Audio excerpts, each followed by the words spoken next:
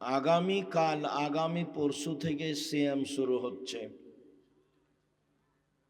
এক সাহাবী রাসূল সাল্লাল্লাহু আলাইহি সাল্লামকে বলছেন, আল্লাহর নবী, শাবান মাসে আপনি এত বেশি সিয়াম থাকেন কেন? আপনাকে তো অন্য মাসে এত সিয়াম পালন করতে দেখি না। দেখি এত কেন আপনি শাবান মাসে সিয়াম থাকেন? তো আল্লাহ রাসূল বলছেন, দেখো, শাবান বাইনা রজব ও রমজান, শাবান একটি মাস, রজব ও রমজানের মাঝে। শাবান একটি মাস, রজব ও রমজানের মাঝে।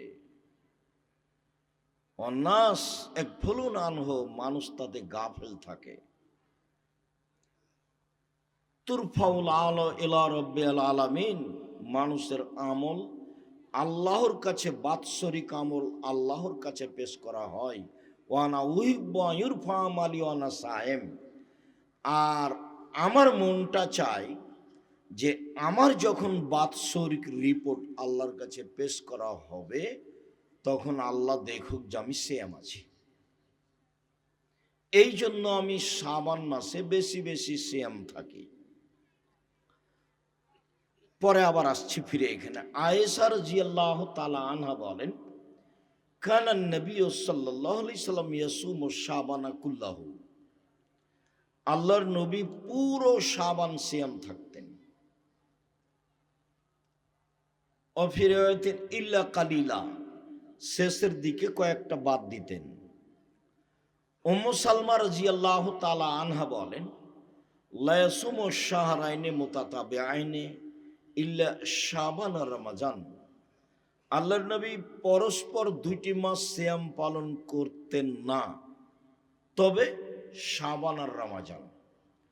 আল্লাহর নবী পরস্পর দুইটি মাস সিয়াম পালন করতেন না, তবে শাবান ও রমজান। আল্লাহর নবী পরস্পর 2 মাস সিয়াম পালন করতেন না, তবে শাবান ও রমজান। মানে রমজানের সিয়াম তো ফরজ করবেই, কিন্তু শাবানও প্রায় পুরো শাবান সিয়াম থাকতেন। অত্র হাদিসে বলা হচ্ছে, আল্লাহর নবী, আপনাকে আমি শাবান মাসে যত সিয়াম পালন করতে দেখি, অন্য মাসে তো আমি আপনাকে তত সিয়াম পালন করতে দেখি না।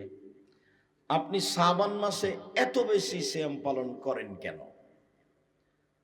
তখন আল্লাহ রাসূল বলছেন, দেখো, বাৎসরিক রিপোর্ট পেশ করা হয় আল্লাহর কাছে শাবান মাসে, আর আমার মনটা চায় যে আমার যখন রিপোর্ট আল্লাহর কাছে পেশ করা হবে, তখন আল্লাহ দেখুক যে আমি সিয়াম আছি। দেখো, আমার রিপোর্টটা দেখো, সিয়াম অবস্থায় দেখো। এই জন্য আমি বেশি বেশি শাবান মাসে সিয়াম থাকি। আর রাসূল সাল্লাল্লাহু আলাইহি সাল্লামের জানা ছিল না সেদিন কোন দিন, যার কারণে বেশি বেশি রাখতেন রিপোর্টটা ধরার জন্য। কিভাবে কিভাবে ভারত, বাংলাদেশ, পাকিস্তানের হুজুরেরা জেনে নিয়েছে সেদিন 15ই শাবান। তাই তারা 15ই শাবানে রাতে গোসল করে, তাই তারা কলকারখানা, অফিস আদালত, শিক্ষা প্রতিষ্ঠান সব কিছু বন্ধ করে রাতে গোসল করে আতর গোলাপ মেখে দিনে সিয়াম থাকে। ওরা জেনে নিয়েছে বাস একদিন। আর আল্লাহর নবীর জানা ছিল না সেই জন্য তিনি কষ্ট করে বেশি বেশি দিন থাকছিলেন।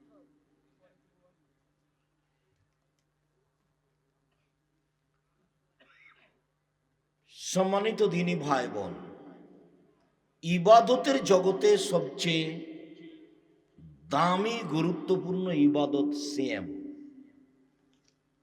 ইবাদতের জগতে সবচেয়ে দামি গুরুত্বপূর্ণ ইবাদত হলো সিয়াম। আবু সাঈদ খুদরি রাদিয়াল্লাহু তাআলা আনহু বলেন, রাসূল সাল্লাল্লাহু আলাইহি ওয়াসাল্লাম বলেছেন, মান সামা ইয়াওমান ফি সাবিলিল্লাহ বা'দাল্লাহু ওয়াজহানিন নারি সাবিনা খরিফা, কেউ যদি আল্লাহকে সন্তুষ্ট করার জন্য একদিন সিয়াম থাকে, তাহলে আল্লাহ তাকে জাহান্নাম থেকে 70 বছরের পথ দূরে সরিয়ে দেবেন। অফি রিওয়ায়াতিন, অন্য এক বর্ণনায় এসেছে, রাসূল সাল্লাল্লাহু আলাইহি সাল্লাম বলেছেন, মান সামা ইয়াওমান ফি সাবিলিল্লাহ বা'দাল্লাহু ওয়াজহাহু আন মাসিরাতে আম। কেউ যদি একদিন আল্লাহকে সন্তুষ্ট করার জন্য সিয়াম থাকে, তাহলে আল্লাহ তাকে জাহান্নাম থেকে 100 বছরের পথ দূরে সরিয়ে দিবেন। অন্য এক বর্ণনায় এসেছে, মান সামা ইয়াওমান ফি সাবিলিল্লাহ জালাল্লাহু বাইনাহু ওয়া বাইনান নারি খান্দাক কামা বাইনাস সামাই ওয়াল আরজ। কেউ যদি আল্লাহকে সন্তুষ্ট করার জন্য একদিন সিয়াম থাকে, তাহলে ব্যক্তির মাঝে আর জাহান্নামের মাঝে একটা গর্ত তৈরি করা হবে, যে গর্তের ব্যবধান হলো আকাশ জমিনের ব্যবধান, মানে 500 বছরের পথ। তিনটা হাদিসের সমন্বয়ে বলি, একদিন সিয়াম থাকলে জাহান্নাম সরে যাবে আপনার থেকে 70 বছরের পথ। 2, একদিন সিয়াম থাকলে আপনি সরে যাবেন জাহান্নাম থেকে 100 বছরের পথ। 3, একদিন সিয়াম থাকলে আল্লাহ আপনাকে জাহান্নাম থেকে সরিয়ে দিবে 500 বছরের পথ। সব মিলে ফলাফল কি? সব মিলে যে সিয়াম থাকবে সে জান্নাত পাবে। সিয়ামের বিনিময় জান্নাত। যদিও ইবাদতের জগতে সবচেয়ে শক্তিশালী, ক্ষমতাধর, পাওয়ারফুল ভিন্ন ধরনের ইবাদত হলো দান। দানই একটা থেকে আরেকটা ঘটাতে পারে যা অন্যান্য ইবাদত পারে না। সালাত আদায় করে জান্নাত পাওয়া যায়, জান্নাত কিনা যায় না। সিয়াম পালন করে জান্নাত পাওয়া যায়, জান্নাত কিনা যায় না। হজ করে জান্নাত পাওয়া যায়, জান্নাত কিনা যায় না। দান এমন একটা ইবাদত যা দিয়ে জান্নাত কিনা যায়। আল্লাহ বলছেন, পৃথিবীর মানুষ, আমি তোমাদের কাছে জান্নাত টাকা ও জানের বিনিময়ে, মাল ও জানের বিনিময়ে বিক্রি করে দিলাম। যাও, তোমরা টাকা দিয়ে জান্নাত কিনে নাও। আর দান এমন একটা ইবাদত যা দিয়ে বালা মুসিবত, বিপদ আপদ দূর হয়ে যায়। দান এমন একটা ইবাদত যা দিয়ে কবরের শাস্তি বন্ধ হয়ে যায়। দান এমন একটা ইবাদত যা দিয়ে মরা মানুষের পাপ মিটে যায়। আপনি আপনার বাপ মা মারা গেছেন, তাদের নামে দান করবেন, তাদের পাপ মিটে যাবে। হাদিস বুখারী মুসলিম। দান এমন একটা ইবাদত ও মানুষের পাপকে মিটিয়ে দিতে পারে, পানি যেমন আগুনকে নিভিয়ে দিতে পারে। দান এমন একটা ইবাদত আল্লাহর রাগকে মিটিয়ে দিতে পারে।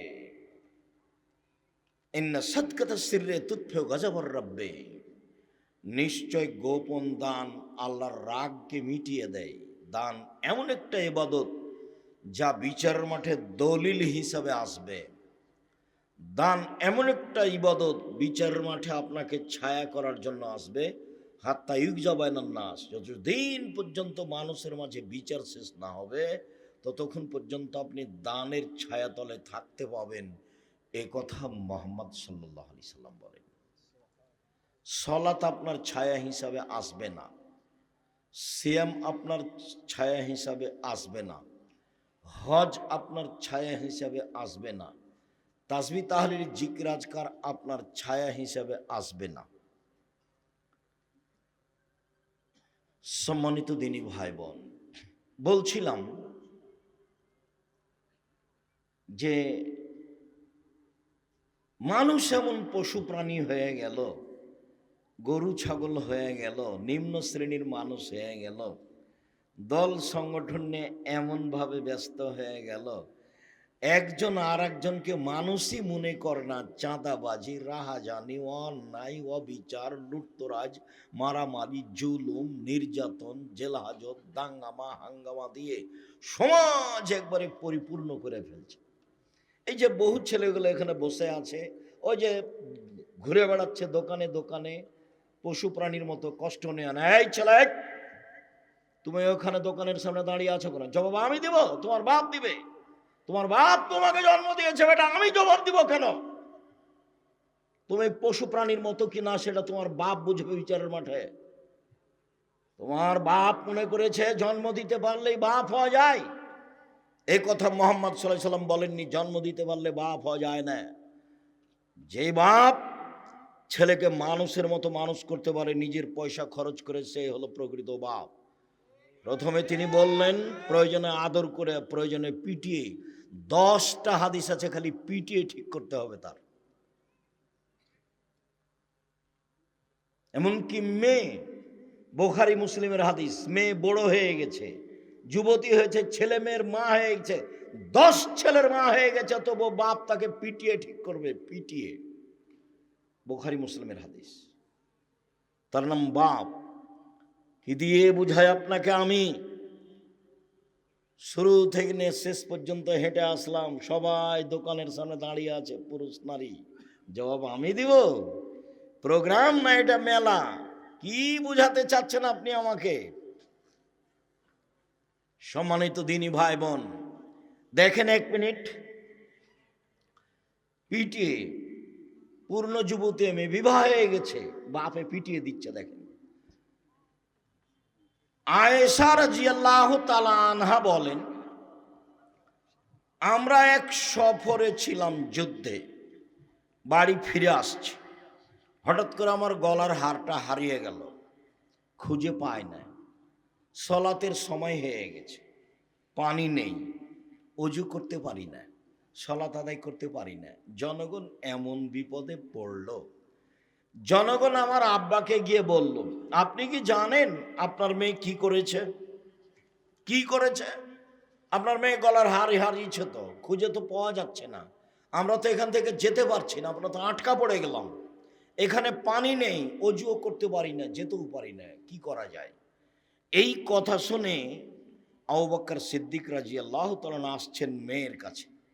যখন তিনি মেয়ের কাছে আসলেন, আয়েশা রাদিয়াল্লাহু তাআলা আনহা বলেন, তখন আমার স্বামী আমার উরু রানের উপরে মাথা দিয়ে ঘুমিয়েছিলেন।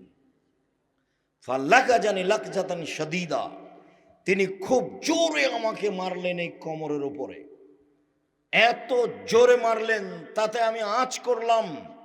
আমার স্বামী আমার উরু রানের উপরে শুয়ে ঘুমিয়ে না থাকলে মাথা দিয়ে আমি মায়ের কারণে দূরে সরে যেতাম, আমি নিজেকে খুব সামলানোর চেষ্টা করলাম।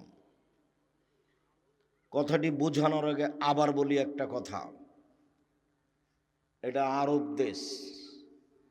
আমাদের দেশে যদি শ্বশুর মেয়ে জামাইয়ের ঘরে গিয়ে দেখে যে মেয়ের উরু রানের উপরে মাথা দিয়ে জামাই ঘুমিয়ে আছে, তাহলে কি শ্বশুর ওইদিকে যাবে না এভাবে ঘুরবে? বুঝতে পারলেন না মনে হয়? এইভাবে উল্টা ঘুরবে না? আমাদের দেশের গতিবিধিতে ওইদিকে যাবে না, পাল্টা এদিকে ঘুরবে। তো এই পরিবেশকে আবু বকর সিদ্দিক রাদিয়াল্লাহু তাআলা কিছুই মনে করলেন না, তিনি গিয়েই মেয়েকে মেরে দিলেন এই সময়ে। তো এবার বুঝেন, একেবারে আদম থেকে নিয়ে কিয়ামত পর্যন্ত নবী রাসূল ব্যতীত পৃথিবীতে সবচেয়ে দামি মানুষ হলেন আবু বকর সিদ্দিক রাদিয়াল্লাহু তাআলা। নবী রাসূল ব্যতীত আদম থেকে নিয়ে কিয়ামত পর্যন্ত সবচেয়ে দামি মানুষ আবু বকর সিদ্দিক রাদিয়াল্লাহু, ইনি মেরে দিলেন। হাওয়া থেকে নিয়ে কিয়ামত পর্যন্ত যত মহিলা এসেছে, যত মহিলা আছে, যত মহিলা আসবে, সবার চেয়ে দামি হলেন আয়েশা রাদিয়াল্লাহু তাআলা আনহা, তাকে মেরে দিলেন। আর যার সামনে মারলেন ইনি হচ্ছেন জামাই। আদম থেকে নিয়ে কিয়ামত পর্যন্ত নবী রাসূল, জনগণ নির্বিশেষে সবার চেয়ে দামি। আদম আলাইহিসসালামের চেয়ে দামি, ইব্রাহিম আলাইহিসসালামের চেয়ে দামি, পৃথিবীতে সবার চেয়ে দামি মানুষ মুহাম্মদ সাল্লাল্লাহু আলাইহি সাল্লাম, তার সামনে মেরে দিলেন। এবার তাহলে বুঝেন, সবচেয়ে বড় মানুষে মারলেন, সবচেয়ে বড় মহিলাকে মারলেন, সবচেয়ে বড় মানুষের সামনে মারলেন, বিবাহিতা মেয়েকে মারলেন, জামাইয়ের সামনে মারলেন, পূর্ণ যুবতী মেয়েকে মারলেন, হাত দিয়ে মারলেন, খোলা মাঠে মারলেন, 1400 মানুষের সামনে মারলেন, সবচেয়ে বড় মানুষে মারলেন, সবচেয়ে বড় মহিলাকে মারলেন, সবচেয়ে বড় মানুষের সামনে মারলেন, পূর্ণ যুবতী মেয়েকে মারলেন, বিবাহদারী মেয়েকে মারলেন, জামাইয়ের সামনে মারলেন, হাত দিয়ে মারলেন, দিন দুপুরে মারলেন, খোলা মাঠে মারলেন, 1400 মানুষের সামনে মারলেন। এত বড় মানুষে, এত বড় বেটিকে এত বড় মানুষের সামনে খোলা মাঠে মেরে দিলেন। ভুল কোথায় গলার হার হারিয়ে গেছে খেয়াল করতে পারেননি, সেই জন্য। আর আপনার মেয়েটা জোহর থেকে এখানে ঢং ঢং করে ঘুরছে, আপনি তার খোঁজও নিতে পারেন না। আপনি আবার বাপ, ছি, ফু ফু। আপনার মতো বাপের প্রয়োজন আমি মনে করি না। 519 জন এতিম অসহায় আছে জামিয়া সালাফিয়ায়, দেশের সবচেয়ে বড় প্রতিষ্ঠান, আলহামদুলিল্লাহ সবচেয়ে বড়। 519 জন খালি এতিম অসহায় আছে। আপনি মারা গেলে কালকে আবার যদি 500 মেয়ে যায় ওখানে, ছেলে যায়, সমস্যা নেই, চলবে ইনশাআল্লাহ। আপনার মতো বাপ আমি বেঁচে থাকা চাইনি। বাপ এই যে দেখেন কেমন, এই যে বুখারী মুসলিমের হাদিস যেটা দেখালাম আপনাকে, বুঝতে পারলেন না মনে হয়? এরই নাম বাপ। জবাব আমি দিব। আমি তো কষ্ট করে এখানে এসেছি, আর আপনি দোকানপাটে এভাবে আড্ডা পিটছেন, আপনার ছেলে আড্ডা পিটছে, আর নির্বাচনের নাম দিয়ে একটা সিগারেটের তালে কি যে করছে আল্লাহ সামাদ। কার বদনাম, কার গিবাত, কাকে মারে, কাকে ধরে, কি করে না করে কোনো হিসাব নাই। মানুষ আর মানুষ হয়ে নেই। তবে যারা নির্বাচন পদ্ধতি করেছে তারা এগুলো জানে না। অবাক হয়ে গেলাম আমি 22শে ডিসেম্বর থেকে নিয়ে 11ই জানুয়ারি পর্যন্ত লন্ডনে থাকলাম। আমি মেন লন্ডন থেকে সারা দেশে বহু জায়গায় গেলাম। ট্রেনে গেছি, বিমানে গেছি, বাসে গেছি, প্রাইভেট কারে গেছি। সাথে সাথে সিঙ্গাপুর থেকে লন্ডন পৌঁছিতে সিঙ্গাপুর এয়ারলাইন্সকে 14 ঘন্টা লাগে, 14 ঘন্টা। আবার আসতে 14 ঘন্টা লাগলো। আমি 14 ঘন্টা থাকলাম বিমানে। সব প্যাসেঞ্জার ইহুদি খ্রিস্টান। আমি কোনো জায়গাতে দেখলাম না যে তারা গান বাজনা নিয়ে ব্যস্ত আছে। কারো হাতে আমি গান বাজনা দেখলাম না। তারা বই পড়ছে, আর না হলে মোবাইলে কোনো পড়াশোনা করছে, আর না হলে কোনো কিছু করছে। 2-1 জায়গাতে মনে হচ্ছে যে নাটক হতে পারে। আমি পুরো বিমানটা 2-3 বার হেঁটে দেখেছি। এদের অবস্থা কি? এই দীর্ঘ লম্বা সময়ে কোনো জায়গাতে 2 জন লোক বসে গল্প করছে, এইটা আমার চোখে পড়েনি।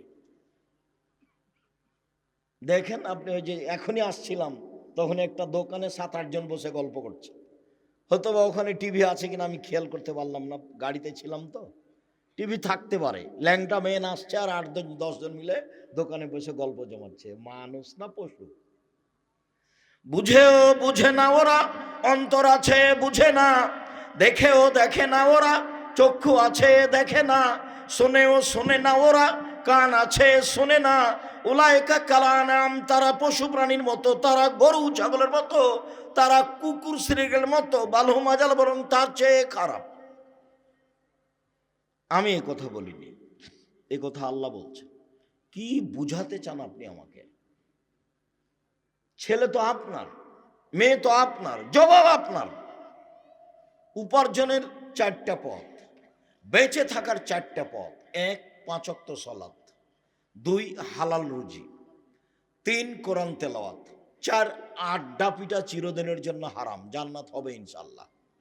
আড্ডা পিটা 2 ধরনের, একটা হলো বড় মোবাইলে ল্যাংটা মেয়ে দেখে ঘন্টার ঘন্টা কাটানো, এ হলো একটা আড্ডা পিটা। আর আড্ডা পিটা আর একটা হলো এই যে দোকানে বসে গল্প জমাচ্ছেন 6 জন 5 জন 10 জন মিলে, চলছে রাত 2টা 1টা পর্যন্ত, পশু প্রাণীর মতো, গরু ছাগলের মতো, ইতর শ্রেণীর মানুষের মতো। এ হলো আর একটা আড্ডা পিটা। আড্ডা পিটা চিরদিনের জন্য হারাম। এশার সালাতের পরে এখানে কেউ জেগে থাকতে পারবে না, বাড়িতে কারফিউ জারি থাকবে, 44 দ্বারা জারি থাকবে, প্রেসিডেন্ট আইয়ুবের মার্শাল্লাহ, কেউ বাইরে যেতে পারবে না। এর নাম বাপ। এই কোথায় গেছিলি, পিঠের চামড়া তুলে দেবো, তার নাম বাপ। ও বাপ বুঝতে পারেনি কাকে বাপ বলে। ওর বাপ বিবাহ দিয়েছে, বউ বাড়িতে এসেছে, বউয়ের কাছে গেছে, তাই ছেলে মেয়ে হয়েছে, বলছে বাপ। ও বুঝতে পারেনি বাপ কাকে বলে, মাও বুঝেনি। ওর বাপ বিবাহ দিয়েছে, স্বামীর কাছে এসেছে, সন্তান হয়েছে, তাই বলছে আমি মা।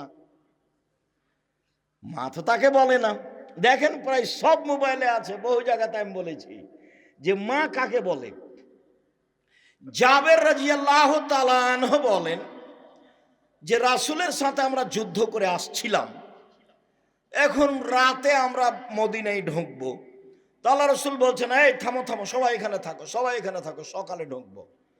তো আমি জাবের বলছেন, আল্লাহর নবী, আমি নতুন বিবাহ করেছি, আমাকে বাড়ি যেতে দেন। তখন আল্লাহ রাসূল সাল্লাল্লাহু আলাইহি ওয়াসাল্লাম বলছেন, ও তুমি নতুন বিবাহ করেছো? তো কুমারী মেয়ে বিবাহ করেছো না তালাক প্রাপ্তা মেয়ে বিবাহ করেছো? তখন আমি বললাম, আল্লাহ রাসূল, আমি তালাক প্রাপ্তা বেশি বয়সের মেয়ে বিবাহ করেছি। তো রাসূল সাল্লাল্লাহু আলাইহি ওয়াসাল্লাম বললেন, কেন তুমি কুমারী মেয়ে কেন বিবাহ করলে না? তুমি তার সাথে খেলতো, তোমার সাথে খেলতো। আল্লাহ রাসূল এই পর্যন্ত বললেন। তখন জাবের রাদিয়াল্লাহু আনহু বলছেন, আল্লাহ নবী শোনেন, আমার আব্বা উহুদের যুদ্ধে শহীদ হয়েছে 9 জন মেয়ে রেখে, আমার 9 জন বোন আছে। আমার আব্বা উহুদের যুদ্ধে শহীদ হয়েছে 9 জন মেয়ে রেখে, আমার 9 জন বোন আছে। ফাআকরাহু আন আতাযাওয়াজা মিসলাহুন্না, আমার বোনদের মতো কম বয়সের মেয়েকে আমি বিবাহ করা পছন্দ করিনি 4টা কারণে। আল্লাহর নবী শোনেন, আমার বোনদের মতো কম বয়সের মেয়েকে বিবাহ করা পছন্দ করিনি 4টা কারণে। 1 লিতুয়াল্লিমাহুন্না, আমি তালাক প্রাপ্ত বেশি বয়সের মেয়ে বিবাহ করেছি যাতে করে আমার স্ত্রী আমার মেয়ে বোনদেরকে বিদ্যা শিখাতে পারে। 2 বলে তুয়াদ্দেবাহুন্না, আমি বেশি বয়সের তালাক প্রাপ্তা মেয়েকে বিবাহ করেছি যাতে করে আমার স্ত্রী আমার বোনদেরকে শিষ্টাচার শেখাতে পারে।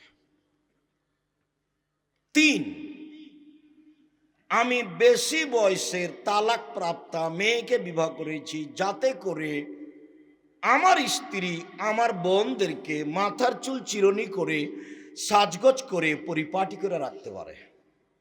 4, আমি বেশি বয়সের তালাক প্রাপ্তা মেয়েকে বিবাহ করেছি যাতে করে আমার স্ত্রী আমার বোনদের উপরে পাহারা দিতে পারে। মা মানে পাহারাদার। 2, মা মানে বাচ্চাদের শিষ্টাচার শিখাবে। তুমি বলো তো, একটা ছেলে, তুমি তো ক্লাস 10-এ পড়ো, তোমাকেই বলি আমি, তুমি বলো যে আমরা এখানে বক্তব্য দিচ্ছি, ওখানেও দোকানে আড্ডা পিটছে, এটা কোন শিষ্টাচার? বলো এটা কোন শিষ্টাচার? এশার সালাতের পরে মুরব্বিরা মাথায় টুপি দিয়ে দোকানে বসে এরার বদনাম করছে, বলো তো এটা কোন শিষ্টাচার? দলের নাম দিয়ে তোমরা মিছিল করছো আর বলছো অমুকের চরিত্র ফুলের মতো পবিত্র, আর তুমি একজনকে একবার জান্নাতে ঢুকিয়ে দিচ্ছ, বলো তো এটা কোন শিষ্টাচার?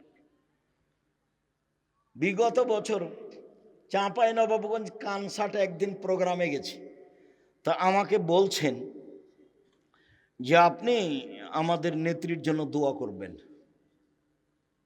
তা আমি অবাক হয়ে গেলাম। আমি বললাম, দুঃখিত, আপনার কথায় আমি অবাক হয়ে গেলাম। আমি জাতির কাছে কোনোদিন বিক্রি হইনি, আপনার কাছে বিক্রি হতে হবে এরকম হিসাব আমার মাথাতে নেই। আমি মুসলিম পুরুষ নারীর জন্য দোয়া করি। আপনি যেভাবে বলেছেন সেভাবে আমার দেহে শ্বাস থাকাকালীন সম্ভব নয়। বলেন কি? আপনাদের নেত্রীর বয়স ৪৫ মিনিট। যারা যত বড় জালেম হবে তার সময় তত কম হবে। ফেরাউনের বয়স ছিল মাত্র ২-৩ মিনিট। ফেরাউন ডুবলো, ডুবলো ডুবলো ডুবলো এগেছে ২-৩ মিনিট। আর আদ সামুদের বয়স সময় ছিল হাফ মিনিট, ৩০ সেকেন্ড, ২০ সেকেন্ড, বিদ্যুৎ, তারপরে নেই, আদ সামুদ নেই। আল্লাহ বলছেন আদ সামুদ এত ক্ষমতাধর ছিল, এত ক্ষমতাধর ছিল, লাম ইউখলাক মিসলুহা ফিল বিলাদ, পৃথিবীর মাটিতে আমি অত শক্তিশালী জাতি কখনো কোনোদিন সৃষ্টি করিনি। ফেরাউনকে আল্লাহ বহুবার বলেছেন, ফেরাউন মনে রেখো, তোমার পূর্বে যারা ছিল তারা অর্থ সম্পদে তোমাদের চেয়ে বেশি ছিল। তোমাদের পূর্বে যারা ছিল তারা জমিনে স্মৃতি নির্মাণে বেশি ক্ষমতাধর ছিল। তাদের ক্ষমতা শারীরিক, তাদের ক্ষমতা আর্থিক, তাদের ক্ষমতা স্মৃতি নির্মাণে তোমাদের চেয়ে অনেক বেশি ছিল। যার কারণে আমার মনে হয় মিশরের পিরামিড ফেরাউন তৈরি করেনি, আদ সামুদ করেছে। একটা পাথরের ওজন ২৩ টন, একটা ক্রেন উঠাতে পারে ১৮ টন।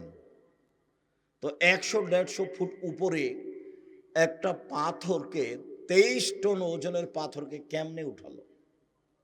কিভাবে হতে পারে? হয় কিভাবে?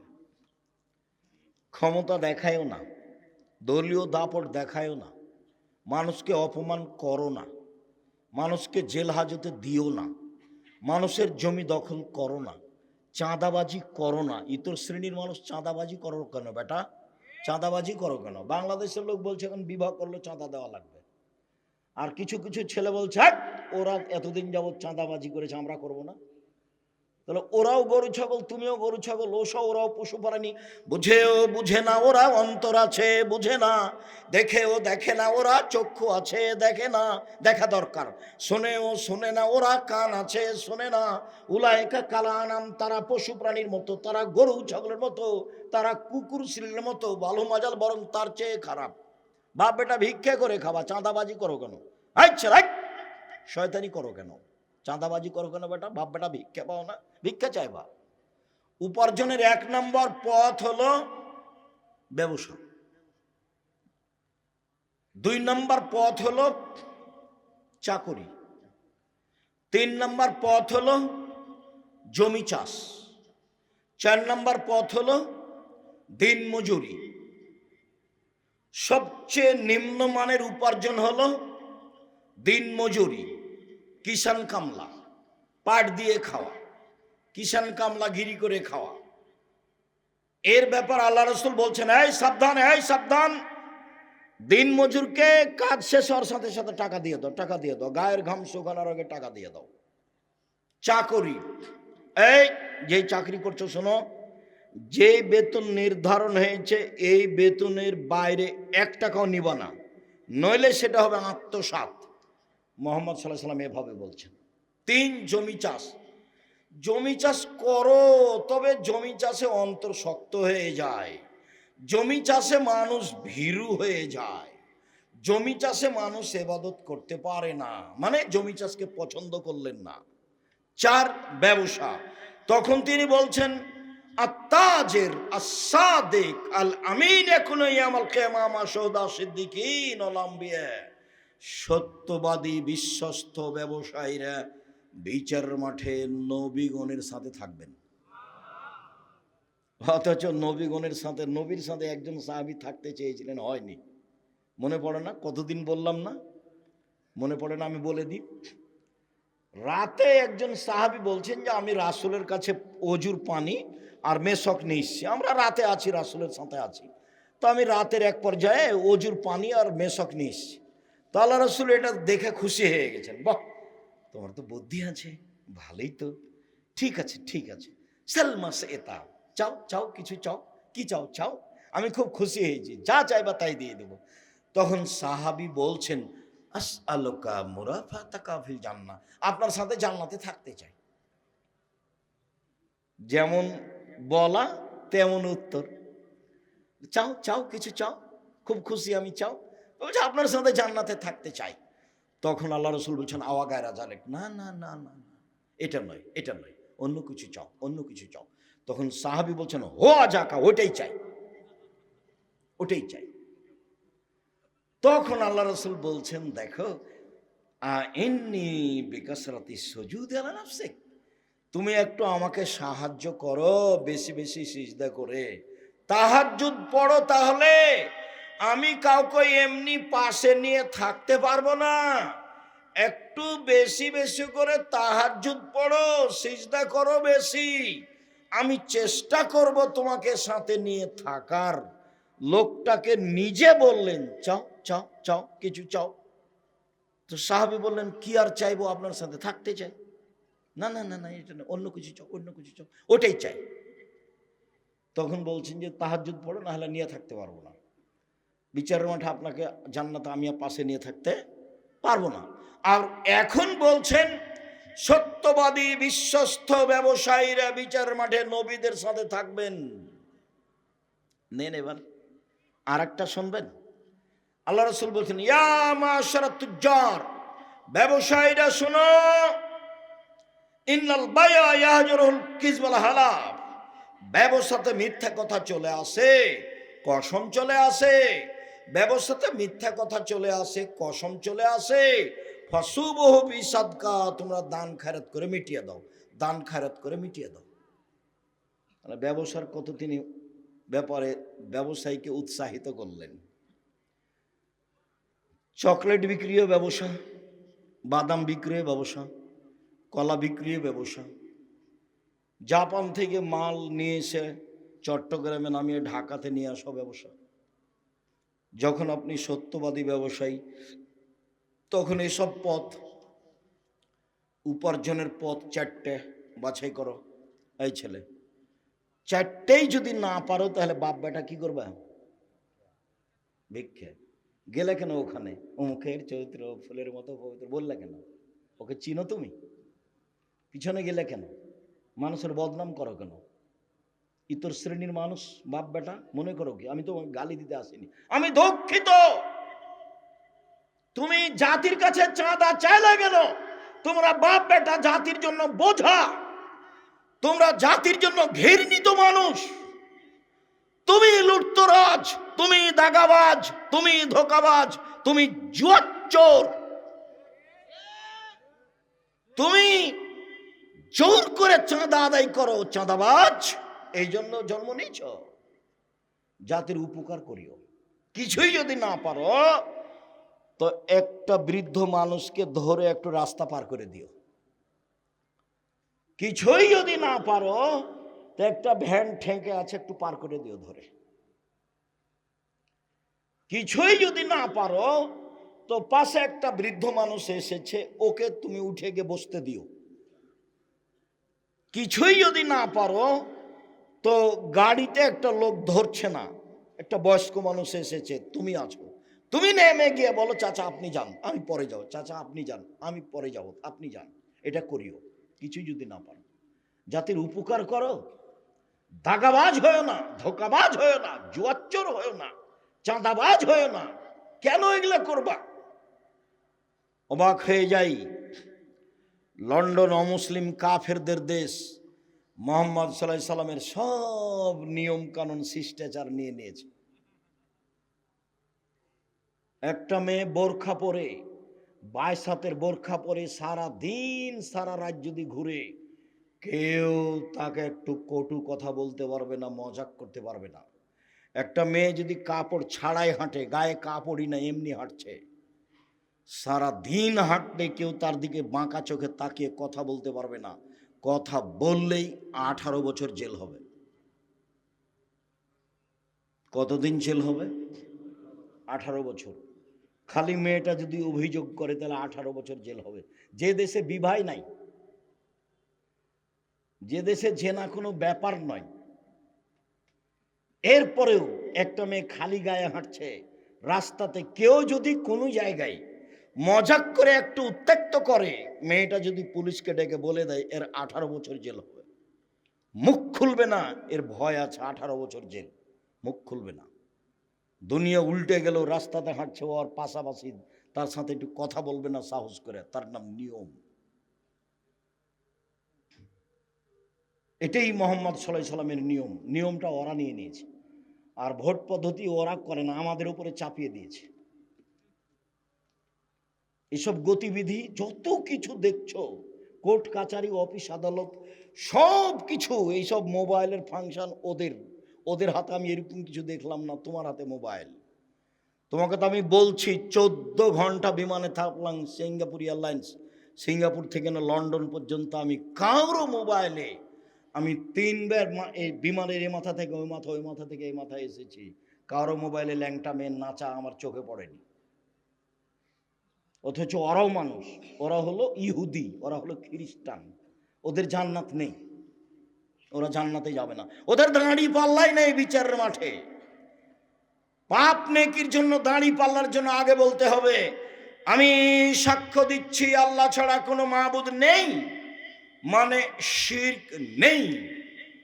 আমি সাক্ষ্য দিচ্ছি মোহাম্মদ আল্লাহর রাসূল, মানে বিদাত নেই।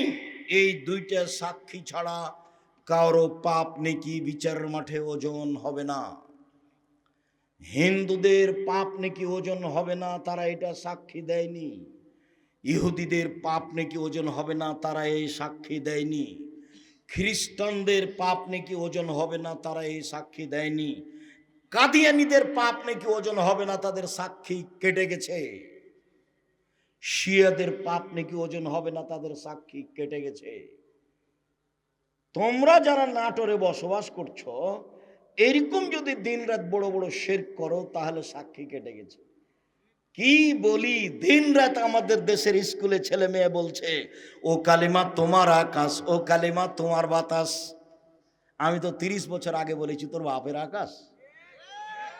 কই কই আপনার ছেলে মেয়ে তো বললো না কোনোদিন ওর নাকি খুব মেধা ভালো, ও নাকি বড় ডাক্তার, ও নাকি বড় ইঞ্জিনিয়ার, ও নাকি সমাজের শিক্ষিত মানুষ। দুইজন মিলে তো খুব গল্প করলেন। কতদিন যে আপনার গল্প আমি বিমানে আর ট্রেনে শুনলাম, রাস্তাঘাটে খালি স্বামী স্ত্রী যাকে পাই তার সাথে গল্প করে। বন্ধু বান্ধবকে বলে দোস্ত শুনেছ আমার ছেলে তো গোল্ডেন পেয়েছে, আমার ছেলে তো বড় ডাক্তার। ঠিক আছে, বড় ডাক্তার মানে জানেন আপনি প্রায় ওই কোম্পানির ওষুধ লিখেছে যে কোম্পানি তাকে টাকা দিয়েছে, তখনও সে বড় ডাক্তার। ধোঁকাবাজ, ও ধোঁকাবাজ। চুরি করে তখনও বড় ইঞ্জিনিয়ার, ও হলো চোর, টাকাটাই লস। এখন বাপ বেটা মিলে আপনারা কেমন জানেন, বাপ বেটা মিলে চাঁপাইনবাবগঞ্জের ভাষাতে আমও গেল, ছালাও গেল, কাঁদতে কাঁদতে দুই চোখও গেল। জীবনটাই এটাই। সম্মানিত দিনী ভাই বোন, বলছিলাম আগামী পরশু থেকে সিয়াম শুরু হবে। ইবাদতের জগতে সবচেয়ে দামি ইবাদত সিয়াম। বৃহস্পতিবার সোমবার সিয়াম থাকতেন আল্লাহর নবী। কেন? সাপ্তাহিক রিপোর্ট পেশ করা হয় আল্লাহর কাছে। মুহাম্মদ সাল্লাল্লাহু আলাইহি সাল্লাম চাইতেন সাপ্তাহিক রিপোর্ট আল্লাহ আমার সিয়াম অবস্থায় দেখুক। দেখো দেখো আমার আমলটা দেখো, এই যে সোমবার আজকে সিয়াম ছিলাম, নেও বৃহস্পতিবারে সিয়াম থাকবেন, নাও রিপোর্ট নাও, দেখো সিয়াম অবস্থায়। সিয়াম অবস্থায় রিপোর্ট দেওয়া কে ভালোবাসতেন? মুহাম্মদ সাল্লাল্লাহু আলাইহি সাল্লাম। বাৎসরিক রিপোর্ট সিয়াম অবস্থায় দেওয়া কে ভালোবাসতেন? মুহাম্মদ সাল্লাল্লাহু আলাইহি সাল্লাম। তাই একটানা 15 দিন সিয়াম থাকবেন। পরশু দিন থেকে শুরু করবেন সিয়াম, একটানা 15 দিন, একটানা 15 দিন সিয়াম থাকবেন। আরাফার একদিন সিয়াম থাকবেন, আগে পরে 2 বছরের পাপ ক্ষমা। মুহররমের 2 দিন সিয়াম থাক, আরাফার একদিন সিয়াম থাকবেন, আগে পরে 2 বছরের পাপ ক্ষমা। মুহররমের 1-2 দিন সিয়াম থাকবেন, বিগত 1 বছরের পাপ ক্ষমা। প্রতি মাসে 3 দিন সিয়াম থাকবেন, সারা বছর সিয়াম পালন করে জানে কি হয় তাই হবে। রমজানের সিয়ামের পরে শাওয়ালের 6টা সিয়াম থাকবেন, সারা বছর সিয়াম পালন করে জানে কি হয় তাই হবে। জুলহিজ্জার 1 থেকে 9 তারিখ পর্যন্ত সিয়াম থাকবেন। ইবাদতের জগতে সবচেয়ে গুরুত্বপূর্ণ ইবাদত হলো জুলহিজ্জার 1 তারিখ থেকে 10 তারিখ পর্যন্ত। 10 তারিখ তো হলো কুরবানির দিন। অতএব 9 দিন পর্যন্ত একটানা সিয়াম থাকতে অভ্যাসী হবেন। মানুষের মতো মানুষ হওয়ার চেষ্টা করেন, একটু ইবাদত করেন। কেন দোকানপাটে বসে এভাবে সময় কাটছেন? নিজেকে একটু মানুষ মনে করছেন না কেন? গরু ছাগল কেন মনে করছেন? পশু প্রাণী কেন মনে করছেন? ইবাদতের জগতে সবচেয়ে ভিন্ন ধরনের ইবাদত হলো সালাত। সালাত এমন একটি ইবাদত যার উপরে নির্ভর করে অন্যান্য ইবাদত। সালাত একটি এমন ইবাদত যার উপরে নির্ভর করে অন্যান্য ইবাদত। শুনুন, সিয়াম দামি ইবাদত, এ কথাই ঠিক। যদি সালাত না থাকে তাহলে সিয়াম কেটে দেওয়া হবে, বাতিল। হজ বড় ইবাদত, হজ কবুল হলে লোকটা হয়ে যাবে সেদিনের মতো যেদিন তার মাতাকে জন্ম দিয়েছে, নিষ্পাপ হয়ে যাবে। কিন্তু সালাত নামাজ না থাকলে হজকে কেটে দেওয়া হবে, এটা বাতিল। সবচেয়ে শক্তিশালী ক্ষমতাধর পাওয়ারফুল ইবাদত হলো দান। যদি সালাত আদায় না করে তাহলে এটা কেটে দেওয়া হবে, তার নাম সালাত। মুহাম্মদ সাল্লাল্লাহু আলাইহি সাল্লাম বলেন, আউয়ালা মাইস আল্লাহ আব্দ বিহি আওয়াল কিয়ামাস সালাত। বিচারের মাঠে মানুষকে প্রথমে জিজ্ঞাসা করা হবে সালাত। ফাইন সালাহাত সালাহাল্লাহু সায়রা আমালিহি। যদি সালাত টিকে যায় সব ইবাদত টিকে যাবে। আইন ফাসাদাত ফাসাদাল্লাহু সায়রা আমালিহি। যদি সালাত না টিকে বাকি সব ইবাদত বাতিল বলে গণ্য হবে।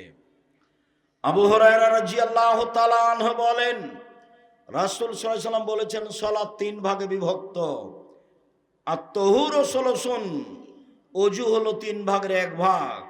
আর রুকুও সুলুসুন, রুকু হলো 3 ভাগের 1 ভাগ। আর সুজুদও সুলুসুন, সিজদা হলো 3 ভাগের 1 ভাগ।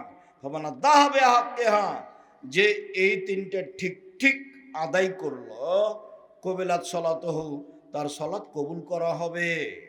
অকবেলা সায়রা আমালিহি, সব ইবাদত কবুল করা হবে।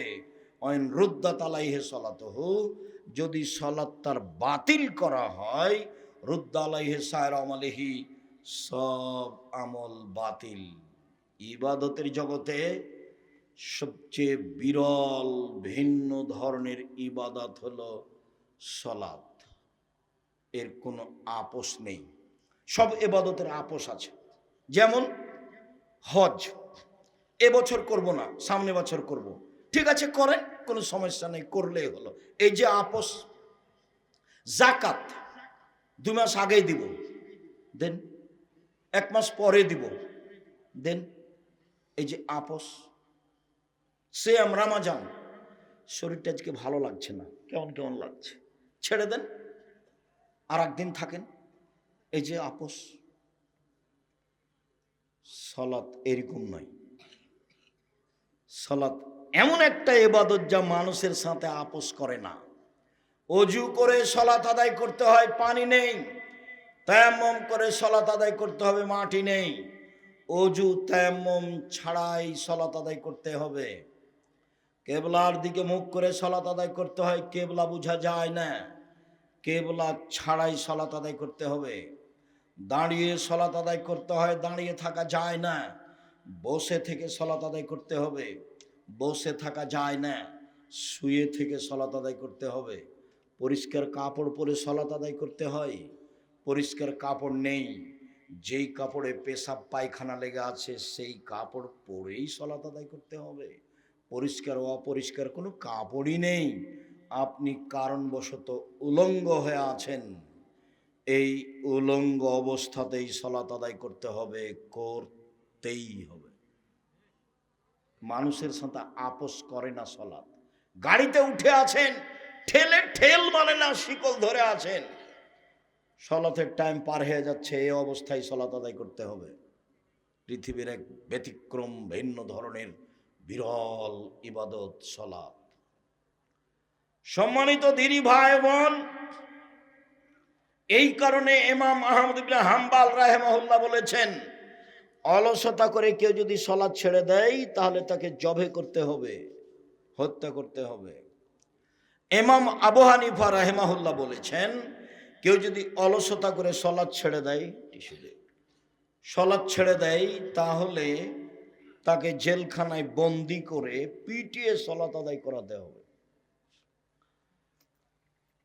আরবি বিদ্বানেরা বলছেন এখন যে স্বামী সলাত আদায় করে, স্ত্রী করে না, স্ত্রী করে স্বামী করে না, তাহলে বিভাগ কেটে গেছে। চেয়ারম্যান লাগে না, মেম্বার লাগে না, খাতা কলম লাগে না, কাজী লাগে না, এমনিতেই গেছে। আরবি বিদ্বানেরা আরো বলছেন যে এ অবস্থায় যদি লোকটা মারা যায় তাহলে তার জানাজা হবে না। তারা আরো বলছেন যে এই লোকটাকে মুসলমানের কবরস্থানে কবর দেওয়া হবে না, ওকে হিন্দুদের শ্মশান ঘাটে ফেলে দিতে হবে। এইভাবেই কলম লিখেছে। পৃথিবীতে এক ব্যতিক্রম ইবাদত হলো সালাত। সংক্ষিপ্তভাবে আপনাকে বললাম, কোরআন হাদিসের হুবাহু অনুবাদ না করেই আল্লাহ যেভাবে আদেশ করেছেন, নবী যেভাবে আদেশ করেছেন, তাতে সালাত আদায় করতেই হবে। এরপরে দেখি যারা সালাত আদায় করে না তারা কেমন। রাসূল সাল্লাল্লাহু আলাইহি ওয়াসাল্লাম বলেছেন, বাইনাল আবদি ওয়া বাইনাল কুফরি তারকুস সালাহ। মুসলমান এবং কাফেরের মধ্যে পার্থক্য হচ্ছে সালাত ছেড়ে দেওয়া। যে সালাত আদায় করে সে মুসলমান, যে সালাত আদায় করে না সে কাফের। আল্লাহর নবী অত্র হাদিসে সালাত আদায় করে না এমন ব্যক্তিকে কাফের বললেন। আবু হুরায়রা রাদিয়াল্লাহু তাআলা আনহু বলেন, রাসূল সাল্লাল্লাহু আলাইহি সাল্লাম বলেছেন, মান তারাকা সালাতা মুতাআম্মিদান ফাকাদ কাফারা। কেউ যদি ইচ্ছাকৃত সালাত ছেড়ে দেয় তাহলে সে কাফের হয়ে গেল।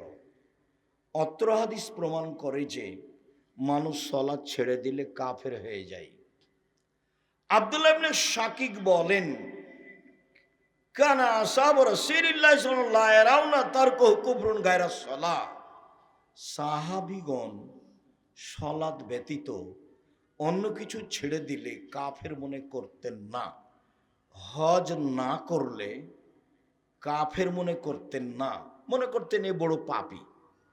যাকাত না দিলে কাফের মনে করতেন না, মনে করতেন এ বড় পাপী। কিন্তু সালাত না পড়লে সাহাবীগণ বলতেন এ হলো কাফের।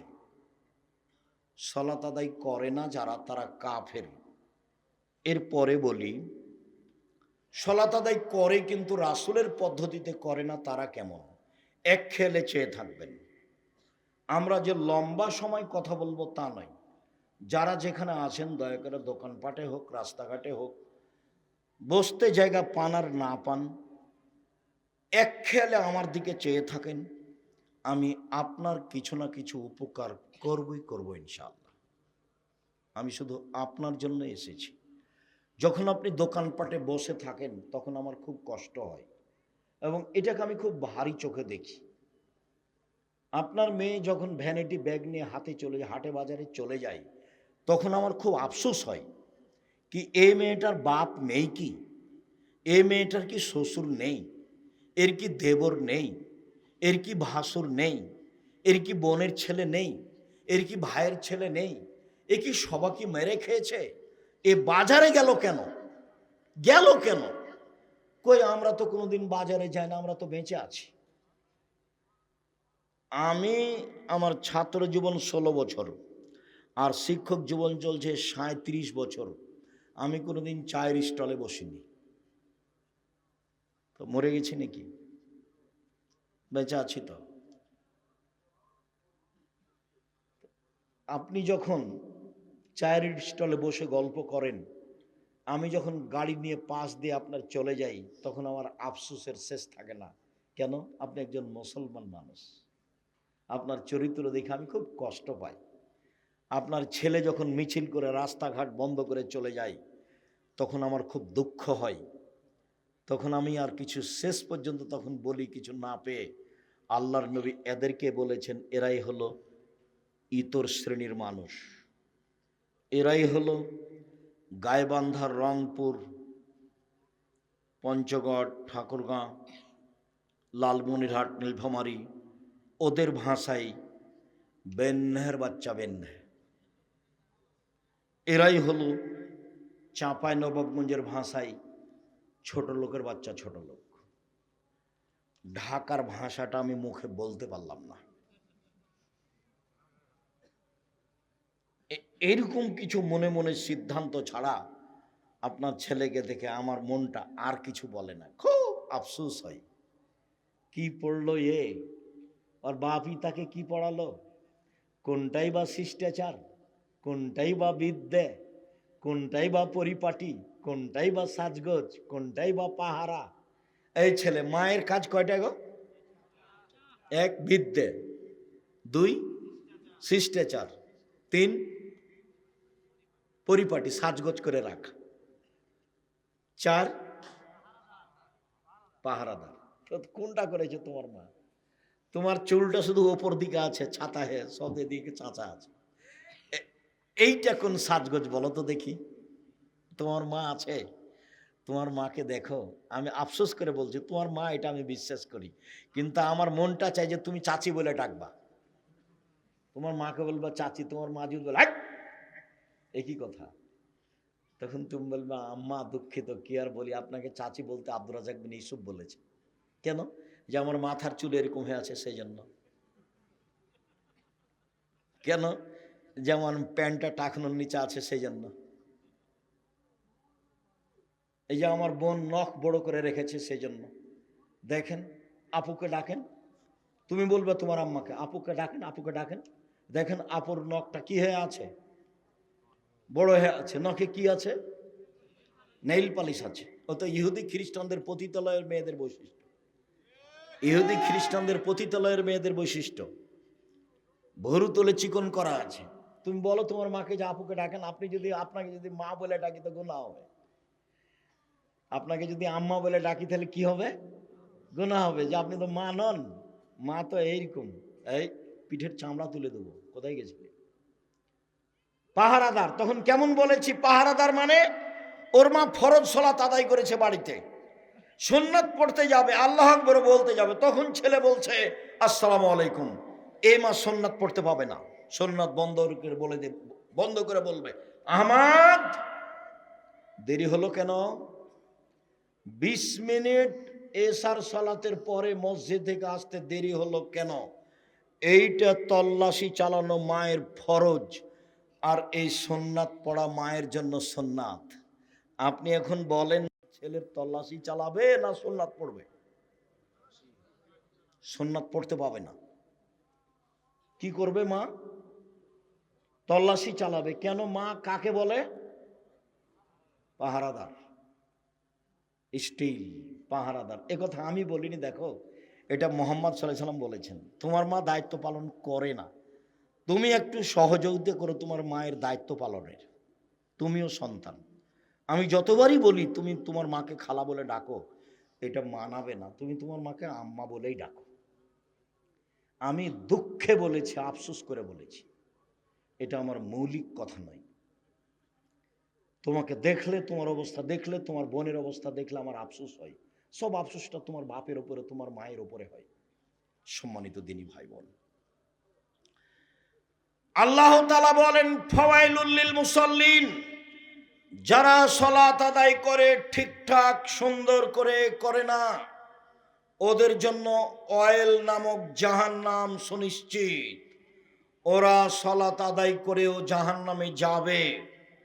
রাসূল সাল্লাল্লাহু আলাইহি সাল্লাম বলেন, যে ব্যক্তি ঠিক মতো সালাত আদায় করলো, বিচারের মাঠে তার জন্য সালাত আলো হবে, বাঁচার মাধ্যম হবে। যদি সময় মতো রুকু সিজদা ভালো করে সালাত আদায় না করে, তাহলে সে বিচারের মাঠে ফেরাউনের সাথে থাকবে। পৃথিবীতে সবচেয়ে বড় বদ মানুষ ফেরাউন। পৃথিবীর ইতিহাসে এত বড় বদ মানুষ কেউ জন্ম নেয়নি। ফেরাউনই বলেছে একবার মুসা আলাইহিস সালামকে, মুসা লাইনিত্তাখাযতা ইলাহান গায়রি লাজালান্নাকা মিনাল মাসজুনিন, তুমি যদি আমাকে বাদ দিয়ে কাউকে আল্লাহ বলো তাহলে আমি ফেরাউন তোমাকে জেলখানায় বন্দি করে দেব। এই ফেরাউনই একবার মুসা আলাইহিস সালামকে বলেছেন, মুসা মা আলিমতু লাকুম মিন ইলাহিন গায়রি, আমি ব্যতীত তোমাদের আর কোনো আল্লাহ আছে এই কথা আমি জানি না। এই ফেরাউনই একবার মুসাকে বলেছে, মুসা আনা রাব্বুকুমুল আলা, আমি হচ্ছি তোমাদের সবচেয়ে বড় আল্লাহ, আমি হচ্ছি তোমাদের সবচেয়ে বড় প্রতিপালক। এগুলো ফেরাউনের ভাষা। এইরকম ভাষা পৃথিবীতে অতীতের কারো নেই।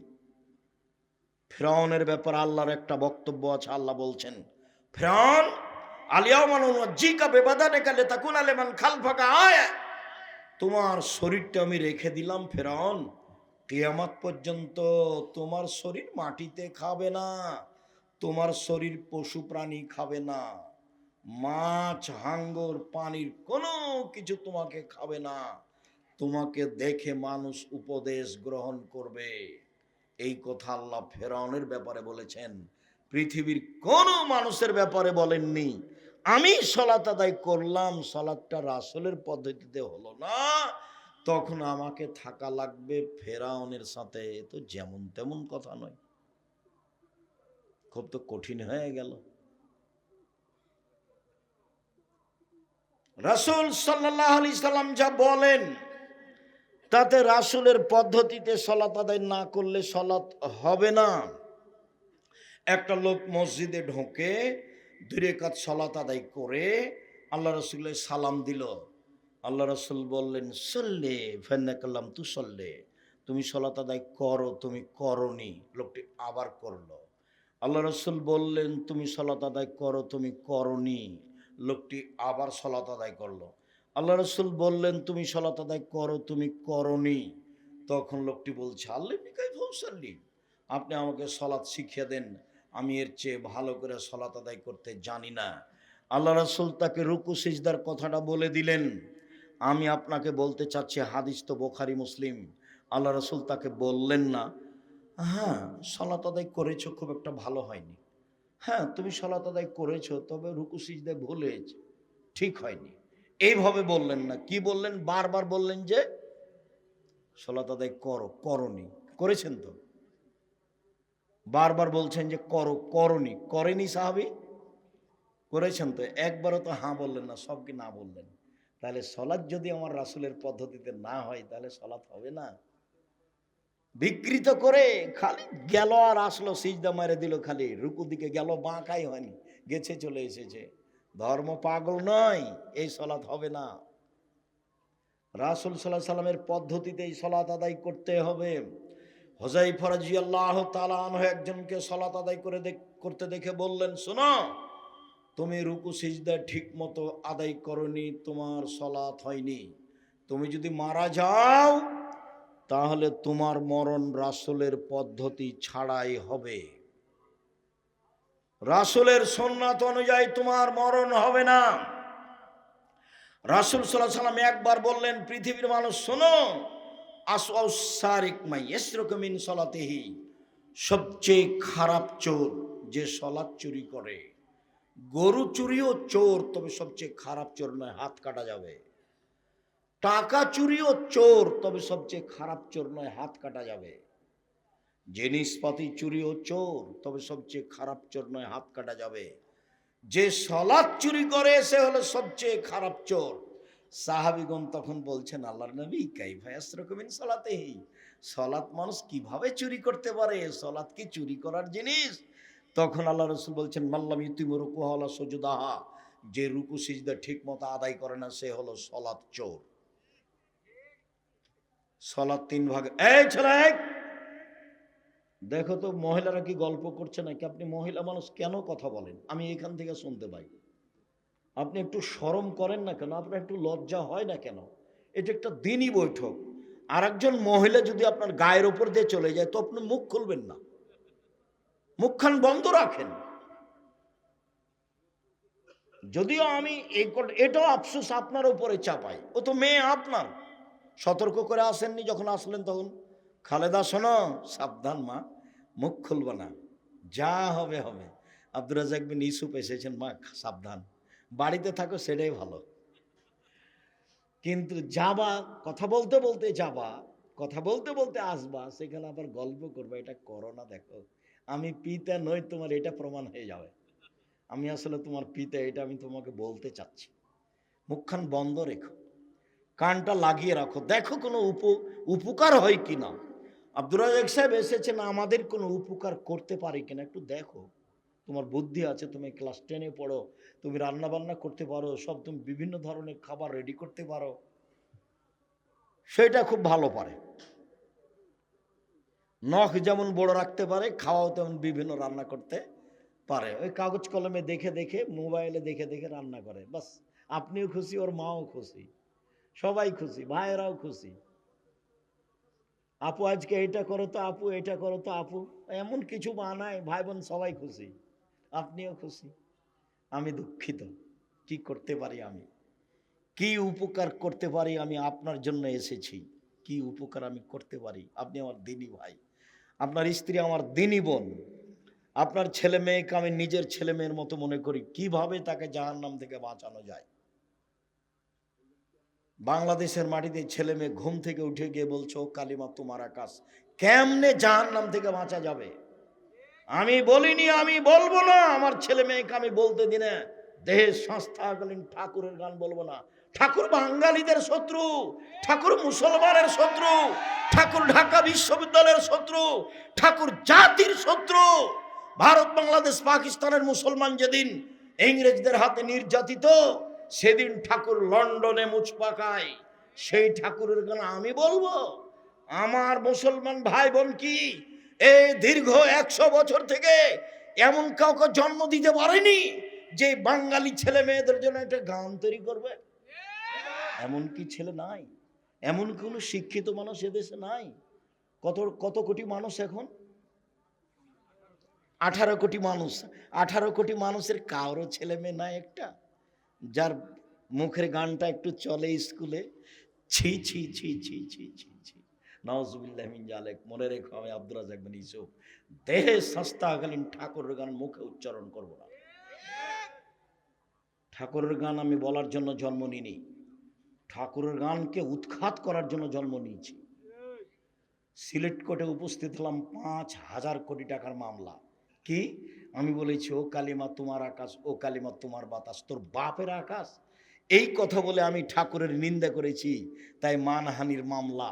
কাঠগড়ায় যখন দাঁড়ালাম তখন জজ আমাকে বলছে, আপনি কি পিস টিভির আলোচক? আমি বললাম জি, আপনার মামলাটা খারিজ করে দিলাম।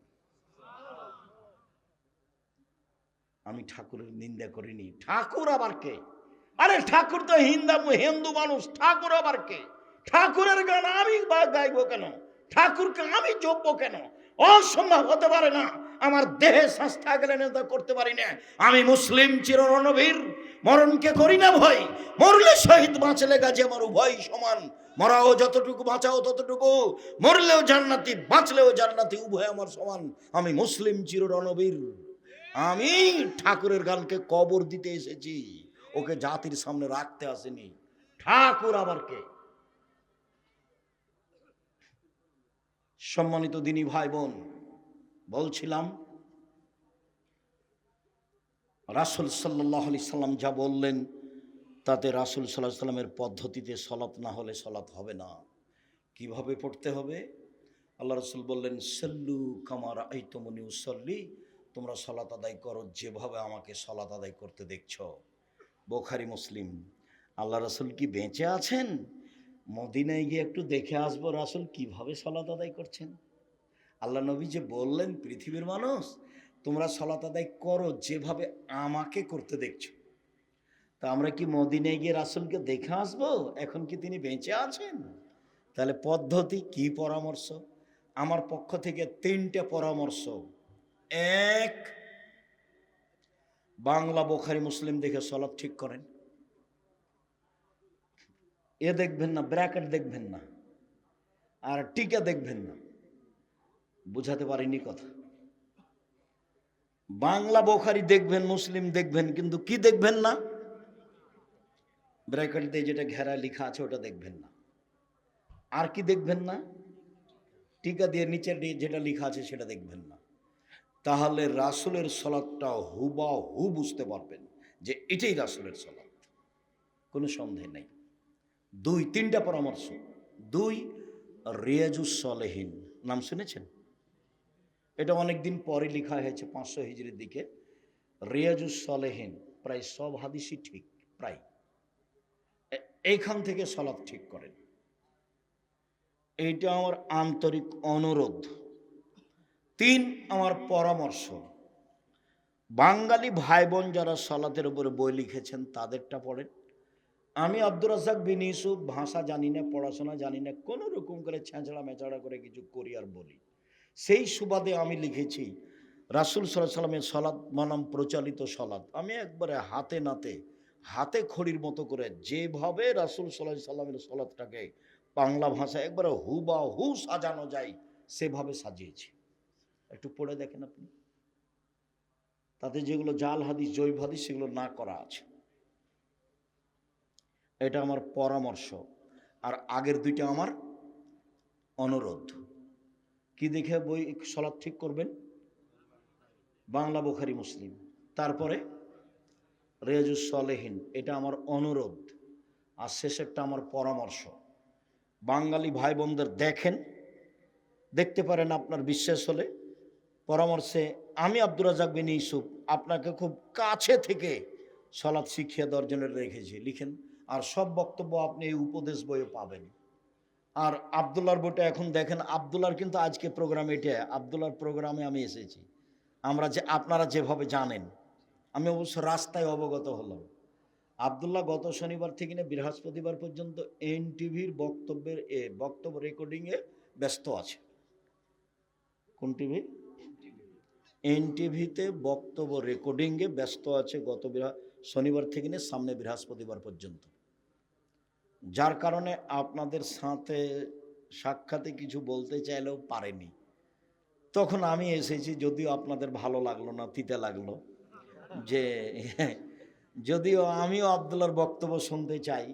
আমার বক্তব্য তার বক্তব্য হলে আমার কাছে অনেক কথা ধরা পড়ে, যেটা আমি হাদিস বলেছি কিন্তু আমি এভাবে বলিনি, ওটা আমি বুঝতে পারিনি ওইভাবে। যেমন ওর মুখের বক্তব্য শুনে আমি সুদ কি জিনিস বুঝেছি। আমি তার আগে সুদের কত বক্তব্য দিয়েছি, কোরআন হাদিস এগুলো শক্তভাবে বলেছি, কিন্তু সুদকে আমি এভাবে বুঝতে পারিনি। একদিন বলছে যে সুদে টাকা কমে যায় কেন? আল্লাহ বলছেন সুদে টাকা কমে যায়, নবী বলছেন সুদ খেলে মানুষ নিঃস্ব হয়। তো আমরা তো বলে আসলাম, আমি এটাও বলেছি যারা সুদ খাবে তাদেরকে একদিন না একদিন ভিক্ষুক হতেই হবে। আমি এইভাবে বলে চলে গেছি, শেষ করেছি। এক, আল্লাহ বলেছে সুদ খেলে টাকা কি হবে? কমে যাবে। আর আল্লাহ নবী বলেছেন সুদ খেলে মানুষ কি হবে? নিঃস্ব হয়ে যাবে। আমি তখন বলেছি দুটার সমন্বয়ে, যে সুদ খাবে তাকে একদিন না একদিন ভিক্ষা করে খেতেই হবে। যেহেতু তার টাকা পয়সা থাকবে না, তখন নিরুপায় ভিক্ষা করবে, এটা আমি বুঝেছি। এখন আব্দুল্লাহ বলছে টাকা কমে যায় কেন? কেন? টাকার জন্ম, মুদ্রার জন্ম, পাউন্ডের জন্ম, রিয়ালের জন্ম, ডলারের জন্ম, বিনিময়ে তাকে ব্যবহার করতে হবে। এই জন্য 1 কেজি বেগুন নিলাম, বিনিময়ে টাকা দিলাম। 2 কেজি চাউল নিলাম, বিনিময়ে ডলার দিলাম। 5 কেজি গম নিলাম, বিনিময়ে রিয়াল দিলাম। 5 কেজি তরি তরকারি আলু নিলাম, বিনিময়ে টাকা দিলাম। তাহলে টাকা কেন জন্ম হয়েছে? কেন আল্লাহ তাকে সৃষ্টি করেছেন? বিনিময়ে ব্যবহার করার জন্য। যখন টাকা দিয়ে টাকা নেবেন তখন কি বিনিময় হলো? আপনি কি দিয়ে কি নিলেন, এটা তো আর বিনিময় হলো না, তখন টাকার উপরে জুলুম করা হলো। সভাপতি সাহেবকে এখানে বসতে দিয়েছেন, মুরব্বী মানুষ, যদি এখন বলেন যে নিচে বসেন, তো উনি তো ভাববেন ইন্না লিল্লাহ, এরা তো আমাকে অপমান করলো। তখন উনি থাকবেন চুপে, ধীরে হেঁটে চলে যাবেন, না রে এখানে থাকা যাবে না। কেন? উনি বুঝবেন যে আমাকে কি করা হলো, ছোট করা হলো, খাটো করা হলো। তো টাকাকে যখন খাটো করা হলো, তাকে অপমান করা হলো, ওকে আল্লাহ যেই জন্য সৃষ্টি করেছেন তাতে ব্যবহার করা হলো না, তখন টাকা ধীরে চলে যাবে। এই জন্য আল্লাহ বলেছেন সুদ খেলে টাকা কমে যাবে। এই জন্য আল্লাহর নবী বলেছেন সুদ খেলে মানুষ কি হবে, নিঃস্ব হবে। আর আমি দুইটার সমন্বয়ে বলেছি, মানুষ যদি সুদ খায় তাহলে এক পর্যায়ে তাকে কি করতে হবে, ভিক্ষা করতে হবে। আমি তখন তার বক্তব্যে বুঝলাম, ও কথা তো ঠিকই, ওকে তো বিনিময়ে ব্যবহার করতে হবে। সুদ খেলে তো বিনিময় হয় না, হুবাহু ওটা দিয়ে ওটা নেওয়া হয়, ঠিকই তো কথা। এই জন্য বক্তব্য করলে আমিও বক্তব্য পাশ থেকে খুব কান লাগিয়ে শোনার চেষ্টা করি। সাল্লু কামা রাআইতুমুনি উসাল্লি। আল্লাহু আকবার। আল্লাহ আকবার বলার পূর্বে বিসমিল্লাহ চলবে না। সবচেয়ে পাওয়ারফুল শব্দ আল্লাহ আকবার। দুই পায়ের মাঝে ফাঁকা রাখতে হবে, শরীরের ভারসাম্য বজায় রেখে যতটুকু লাগে। মহিলা বৈঠকে মহিলারা বলেছে, চাঁপাইনবাবগঞ্জের মহিলারা, বুবু নামাজে যখন দাঁড়াবা বুবু, তখন দুই পায়ের গোলালি জমা করে নিও বুবু, নইলে লজ্জা স্থানের যোগাযোগ বুবু মাটির সাথে হবে, মাটি অভিশাপ করবে। বুবুর সব কথাই নাকি বোখারিতে আছে। মিথ্যা কথা, একবারে ডাহা মিথ্যা কথা। বুবু পায়জামা পরে থাক, না হয় শাড়ি পরে থাক, না হয় ছায়া পেটিকোট পরে থাক, যা পরে থাক থাক, এখানে কোনো কথা নেই। কাপড়টা টাকনুর নিচে থাকবে, এটা হলো কথা। কাপড়টা গোড়ালি পর্যন্ত চলে যাবে, এটা হলো কথা। বুঝাতে পারিনি কথা? যা পরে থাকবে থাকবে। মহিলা পুরুষ সবাই দুই পায়ের মাঝে কতটুকু ফাঁকা রাখবে, শরীরের ভারসাম্য বজায় রাখতে যতটুকু লাগে। কথা বুঝতে পারেননি? আল্লাহ আকবার। আল্লাহ আকবার বলার পূর্বে যদি পেশাব পায়খানার কাজ থাকে, যান পেশাব পায়খানার সময় বলবেন বিসমিল্লাহ আল্লাহুম্মা ইন্নী আউযু বিকা মিনাল খুবুসি ওয়াল খাবায়েস। যদি বিসমিল্লাহ সহ বলে তাহলে শয়তান ক্ষতি তো দূরের কথা দেখতে পাবে না, ও কানা হয়ে গেছে, বিসমিল্লাহর এত ক্ষমতা।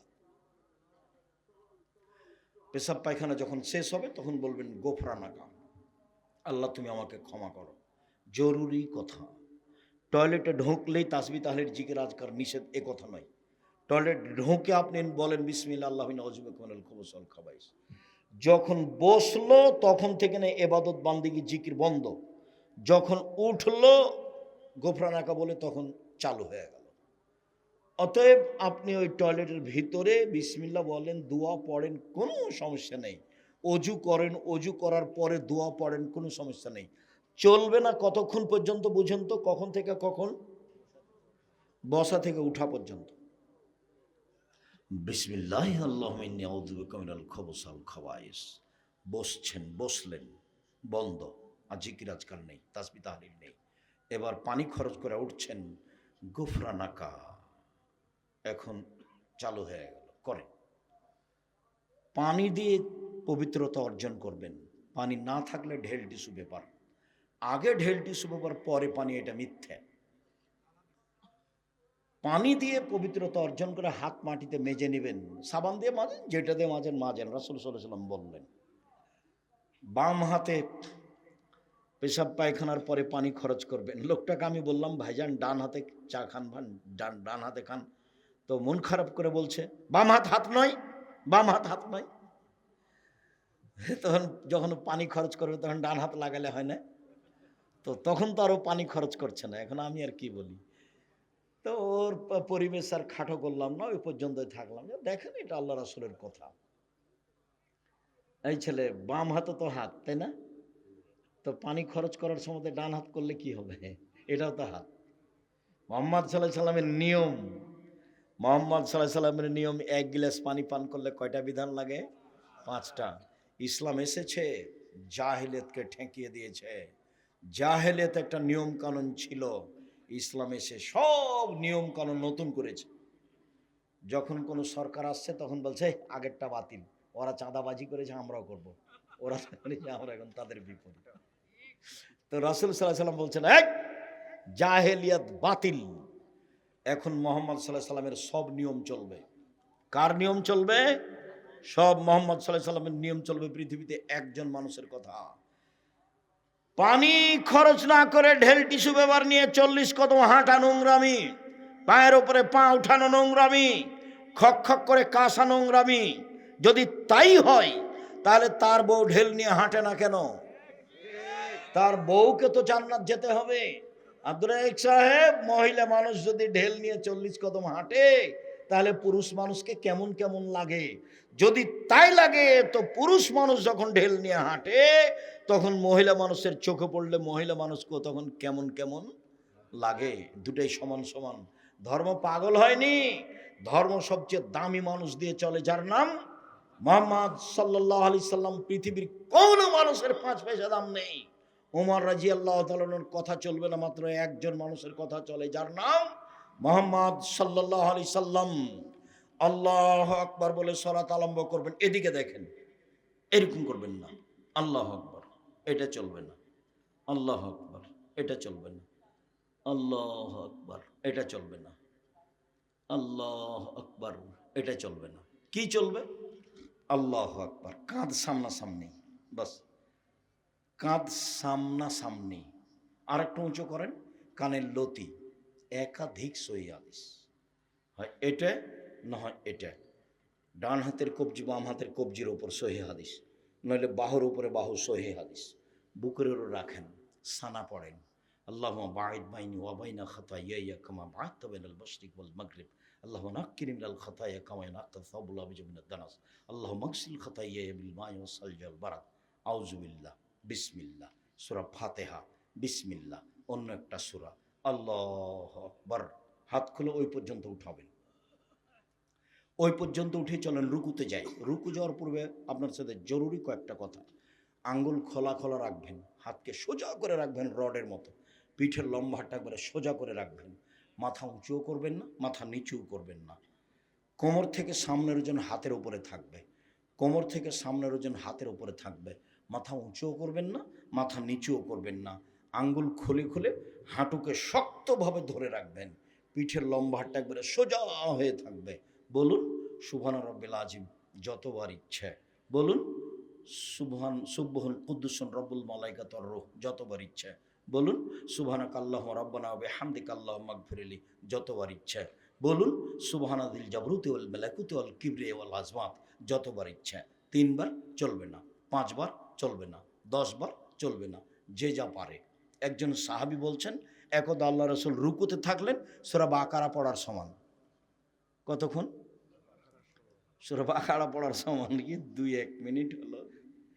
আড়াই পারা, মানে যে যত পারে। তার মানে কি হলো? যে যত পারে। চলেন সামি আল্লাহু লিমান হামিদা, ওই পর্যন্তই উঠাতে হবে ওইভাবে। রব্বানা লাকাল হামদ হামদান কাসীরান তাইয়িবান মুবারাকান ফি মিলাস সামাওয়াতি ওয়াল আরদ মিলা মা বাইনাহুম ইলা মা শি'তা মিন শাইইন বা'দ। চলেন সিজদায়। সিজদায় যাওয়ার পূর্বে আপনার সাথে জরুরি দুটি কথা। তার প্রথম কথা হচ্ছে, আল্লাহ রাসূল বললেন আমাকে 7 হাড়ের উপরে সিজদা করতে বলা হয়েছে। 7 হাড়, হাড্ডি। নাক কপাল 1, 2 হাত 3, 2 হাঁটু 5, 2 পায়ের বৃদ্ধাঙ্গুল 7। সিজদার সময় গাও চুলকাতে পাবেন না। গাও চুলকালে এখন কয়টা আছে লেগে মাটিতে? 6টা। এই জন্য এটা নিষেধ। শরীর যদি চুলকাতে হয় তাহলে সিজদা থেকে উঠে এসে চুলকাবেন। উল্লেখ্য যে এবার 2 পায়ের গোড়ালি জমা হয়ে যাবে। সিজদায় যখন আছেন তখন 2 পায়ের গোড়ালি কি হয়ে যাবে? জমা হয়ে যাবে। তখন ফাঁকা ছিল। আমরা অনেক দিনই শুনেছি যে অনেকে বলেছে যে ডান পায়ের বৃদ্ধাঙ্গুল একবারে এক জায়গাতে থাকবে, নড়তে পাবে না। এটা ভুল হিসাব। সিজদায় গেলে পা দুটি এসে জমা হয়ে যাবে, একসাথে জমা ধরে থাকবে। 2 হাতকে কানের পাশে রাখবেন, কনুইকে এভাবে উঁচু করে রাখবেন। পেটের নিচ দিয়ে ছাগলের বাচ্চা যেন পার হতে পারে। পুরুষ নারী একই হুকুম, পুরুষ নারী একই হুকুম, পুরুষ নারী একই হুকুম। বুককে উরুর সাথে লাগিয়ে সলাত আদায় করতে হবে, কথা মিথ্যে। চাঁপাইনবাবগঞ্জের মহিলা বৈঠকে বলছে, বুবু যখন সিজদাতে যাবা বুবু, হাতি যেমন মাটিতে পড়ে যায় তেমনি একবারে মাটিতে পড়ে গিয়ে বুককে উরুর সাথে লাগিয়ে আঁটো সাঁটো হয়ে সিজদা করিও বুবু।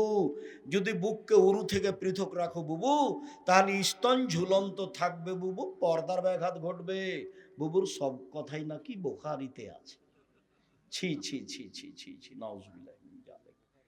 ও ঘরে আছে, শাড়ি পরে আছে, গায়ে চাদর আছে, ব্লাউজ আছে, তো এরপরেও পর্দার ব্যাঘাত ঘটলো। ওই আঁটো সাঁটো বোরকা পরে বাজারে গেল, ভ্যানিটি ব্যাগ ঘাড়ে করে, এতে পর্দার ব্যাঘাত ঘটলো না। এই মেয়ে, তুমি আঁটো সাঁটো বোরকা আজকে জ্বালিয়ে দিবা। আমি আব্দুর রাজ্জাক বিন ইউসুফ, তোমার কাছের মানুষ, তোমার আব্বার ফ্যামিলিকে আমি নিজের ফ্যামিলি মনে করি। তোমাদেরকে আমি জান দিয়ে প্রাণ দিয়ে ভালোবাসতে চাই। দেখো, জাতির যদি রাস্তাঘাট করে দিতে না পারি, জাতির যদি স্কুল কলেজ করে দিতে না পারি, জাতিকে চূড়ান্ত সঠিক ধর্ম দিতে পারবো ইনশাআল্লাহ। ধর্মের ব্যাপারে জাতিকে ফাঁকি দিয়ে পরকাল হারাতে রাজি নই। আমি চাচ্ছি তোমার আব্বার ফ্যামিলিটা রাসূল সাল্লাল্লাহু আলাইহি সাল্লামের পদ্ধতিতে গড়ুক। সবাই মরতে এসেছে, কেউ বাঁচতে আসেনি। অল্প দিন বাঁচতে এসে এগুলো করে বাঁচার চেষ্টা করিয়েন না, ভুল হিসাব। পুরুষ নারীর সলাতে কোনো পার্থক্য নেই। এইভাবে কোনো উঁচু করে থাকতে হবে যেন ছাগলের বাচ্চা পার হতে পারে। আপনি বলুন, আর পিঠের লম্বা হাতটা একবার আগিয়ে রাখবেন, জরুরি কথা। হাতের জামা জমা করা থাকলে খুলে দিতে হবে। পায়জামা নিচের দিকে জমা করা নিষেধ। যদি উঁচু করতে হয় পায়জামা কোথায় জমা করতে হবে? কোমরে। নিচে জড়ানো হারাম, নিচে জড়ানো নিষেধ, নিচে জড়ানো হারাম। হাত এভাবে জড়ে রাখতে পাবেন না। কেন? আল্লাহ রাসূল বলছেন এরকম নিষেধ করা হয়েছে। মাথার চুল খোপা বাঁধা যদি থাকে মহিলাদের, তাহলে খোপা খুলে দিতে হবে। যদি বেনি গাঁথা থাকে তাহলে পিছন দিকে ছেড়ে দিতে হবে। সবকে সিজদায় যাওয়ার সুযোগ দিতে হবে। মাথার চুল যদি খোপা বাঁধা থাকে তাহলে খুলে দিতে হবে। নারী পুরুষ একই হুকুম, খোপা খুলে দিতে হবে। বেনি গাঁথা থাকলে তার নিজ গতিতে যাবে, কোনো সমস্যা নেই। সিজদায় বলুন সুবহান রাব্বিল আলা যতবার ইচ্ছে, বলুন সুবহান কুদ্দুসুন রব্বুল মালাইকাতুর রূহ যতবার ইচ্ছে, বলুন সুবহানাকা আল্লাহুম্মা রাব্বানা ওয়া বিহামদিকা আল্লাহুম্মা ইগফিরলি যতবার ইচ্ছে, বলুন আল্লাহুম্মা ইগফিরলি জামবি কুল্লাহু দিক্কাহু জুল্লাহু ওয়া বলু আখিরাল নিয়াত সিররা। আরো যত দোয়া হাদিসের আছে সেগুলো বলুন। কি বলবেন? আল্লাহুম্মা ইন্নাকা আফুব্বুন তুহিব্বুল আফওয়া ফাফু আননি। কি বলবেন?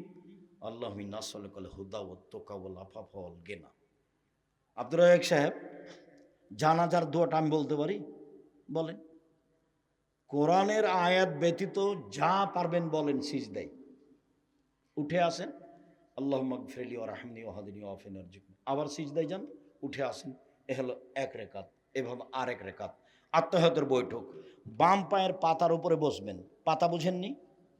বাম পায়ের পাতার উপরে বসবেন, ডান পায়ের গোড়ালি খাড়ো করে রাখবেন, আর বাম হাত হাঁটুর উপরে থাকবে, ডান হাত হাঁটুর উপরে থাকবে। কিভাবে থাকবে পরে বলছি। এইবার সালামের বৈঠক। বিতির সালাত 1 রাকাতে সালাম, ফজরের 2 রাকাতে সালাম, মাগরিবের 3 রাকাতে সালাম, এশা ফজর জোহর আসর এশা, জোহর আসর এশা 4 রাকাত। পাকে একবারে ডান দিকে বের করে দিবেন, আর পিছনকে নিতম্বকে মাটির উপরে রাখবেন, আর ডান পা খাড়ো করে রাখবেন। আঙ্গুলটা কেবলামুখী থাকবে। বাম হাতের আঙ্গুল জমা জমা করে হাঁটুর উপরে রাখবেন। ডান হাতের এই কনিষ্ঠ আঙ্গুল সব দুটা জমা করে নেবেন। তৃতীয় আঙ্গুলের নখের উপরে পেট রাখবেন। করেন তো দেখি। মহিলারা আপনারা দেখতে পাচ্ছেন না, হ্যাঁ করে এসেছেন, চলে গেছেন। আমার দিনই বোন, আপনারা আমি নিন্দা করতে চাইনি। আপনাকে আয়েশার মতো মনে করি, খাদিজার মতো মনে করি। নিজের সম্মান নিজে রক্ষা করুন। এইভাবে অবিরাম নড়বে। একবার ইল্লাল্লাহর সমাতে নড়বে, এরপর মানে জাল ভুয়া হাদিসও নেই, দুনিয়াতে কোনো হাদিসই নেই। সব সময় নড়বে, শয়তানকে আঘাত করা হবে। আত্তাহিয়াত, দুরুদ, দুয়ায়ে মাসুরা। এখন যা মুখস্থ আছে দোয়া, কোরআন মাজিদের হোক আর হাদিসের হোক। রব্বানা আতিনা ফিদ দুনিয়া হাসানাতাও ওয়া ফিল আখিরাতি হাসানাতাও ওয়া কিনা আযাবান নার। রব্বি ইন্নী যালামতু নাফসি ফাগফিরলি। যা মুখস্থ আছে আর আমার একটা পরামর্শ আছে, বলেন তো সেটা কি? রব্বির হামহুমা কামা রাব্বায়ানি সাগীরা। সালাম ফিরার পূর্বে একটু বলে। জি, সালাম ফেরার পূর্বে বলবেন, আগে পিছে হলে কোনো সমস্যা নেই। প্রথম তো তাশাহুদ, তাশাহুদ তো বুঝি। দ্বিতীয় হলো দুরুদে ইব্রাহিম। আর তৃতীয় আমরা চাঁপাইনবাবগঞ্জের মানুষ, আমরা বলি দুআয়ে মাসুরা। মানে তার দুইটা অংশ, একটা হলো আল্লাহুম্মা ইন্নী যালামতু নাফসি যুলমান কাসীরা, আর একটা হলো আল্লাহুম্মা ইন্নী আউযু বিকা মিন আযাবি জাহান্নাম ওয়া আউযু বিকা মিন আযাবিল কবর। এই দুটার পরে আপনি নিজের ইচ্ছা মতো দুআয় চলে যান। তবে আপনি আত্তাহিয়াত আর দুরুদ পড়ার পরে চলে যেতে পারেন। আপনি ইচ্ছা মতো দোয়া করেন, কোরআন হোক আর হাদিসের হোক, যা পারবেন করেন। আমি একটা পরামর্শ দিয়েছি, রব্বির হামহুমা কামা রাব্বায়ানি সাগীরা। আসসালামু আলাইকুম রহমতুল্লাহ, আসসালামু আলাইকুম রহমতুল্লাহ। এরপরে যা হবে তা জিকির হবে। সম্মানিত দিনী ভাই বোন, আগামী পরশু থেকে নফল সিয়াম থাকার প্রাণপণে চেষ্টা করবেন, আমার আন্তরিকভাবে অনুরোধ। বৃহস্পতিবার সোমবার সিয়াম থাকবেন। আর আজকের আলোচনার পরে বই পুস্তক এখানে গাড়িতে আছে। যে আলোচনা করছিলাম সলাতের বইয়ে আছে, আর সব বক্তব্য উপদেশ বইয়ে আছে। আর আব্দুল্লাহর বইটা পড়ে দেখুন, আল্লাহর পথে যাত্রা। একবারে গায়েবের উপরে কিভাবে ঈমান আনতে হবে, ন্যায়নিষ্ঠ নিয়ে নেতা কিভাবে হবে, নেতা কে হতে পারে, এই সব বিস্তারিত বিবরণ দেওয়া আছে। সম্মানিত দিনী ভাই বোন, আমি আজকের আলোচনা এ পর্যন্ত করে আপনাদের কল্যাণ কামনা করি। আল্লাহ আমাদের যারা মারা গেছে তুমি তাদের কবরের শাস্তি মাফ করো। আমরা যারা অসুস্থ তুমি তাদের আরোগ্য দান করো। আমরা যারা বেঁচে আছি তুমি তাদেরকে তোমার রাসূলের পদ্ধতি অনুযায়ী চলার তৌফিক দান করো। বিশেষভাবে সালাত আদায় করার তৌফিক দান করো। বিশেষভাবে সিয়াম পালনের তৌফিক দান করো। যাওয়ার পূর্বে বই পুস্তকগুলি সব গাড়িতে আছে, হাতের ডানে, আমার হাতের ডানে পাশে গাড়ি দাঁড়িয়ে আছে, সবাই নিয়ে যাবেন। আর ওই দুয়ার বইটাও আছে, অনেক দোয়া আছে দেওয়া।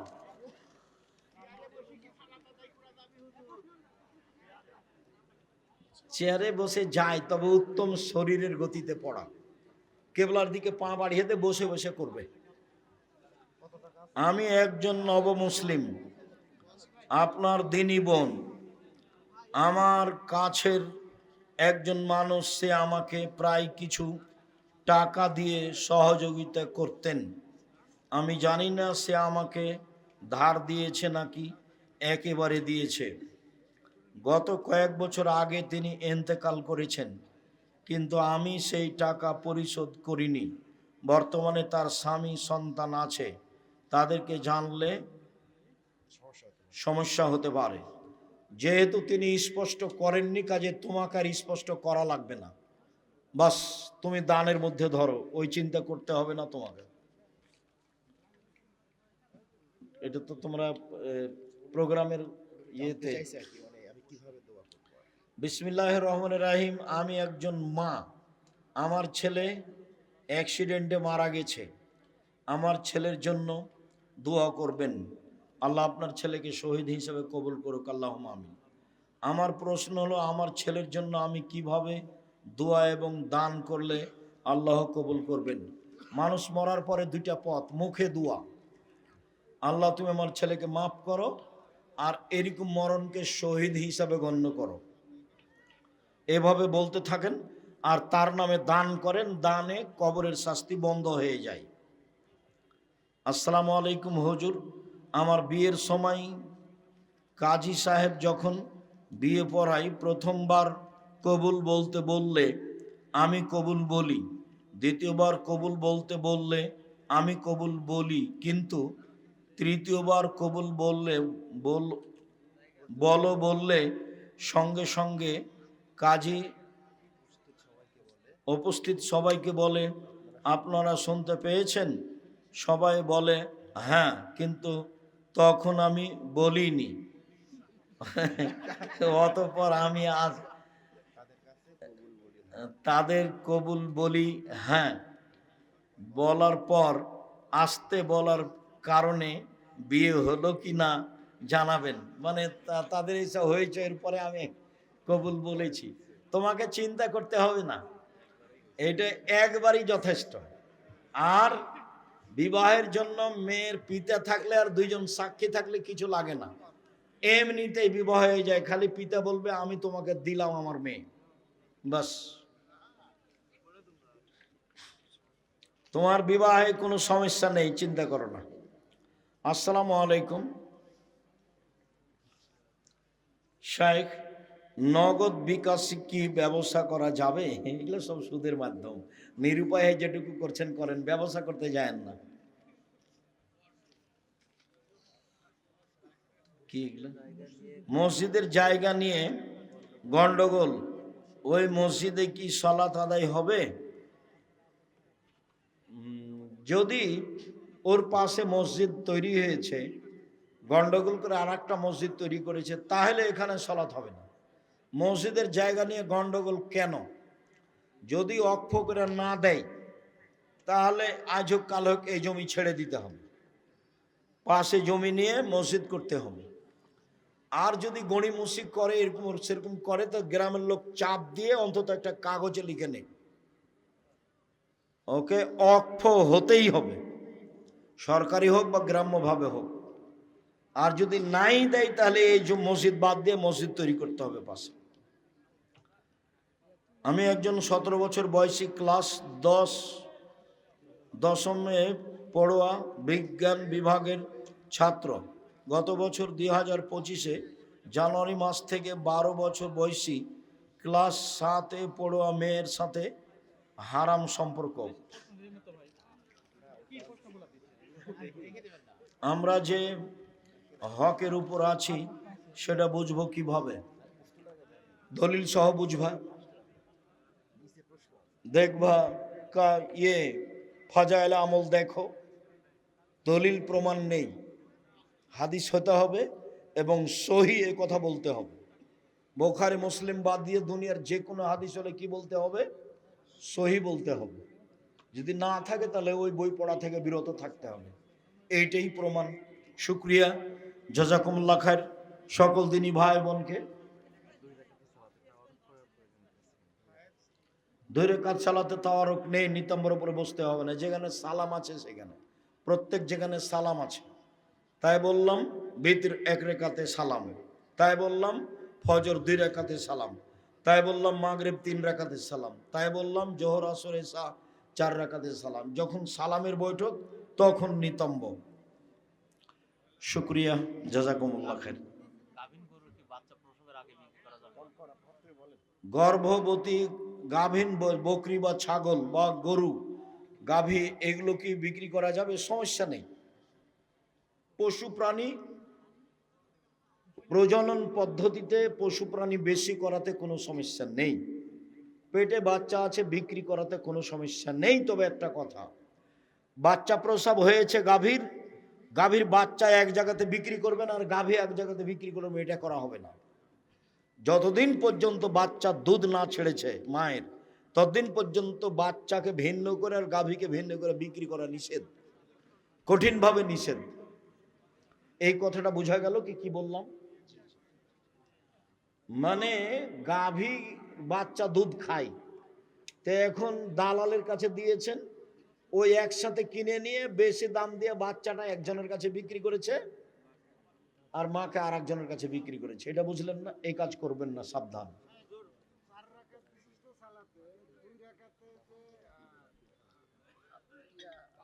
আত্তাহিয়াত,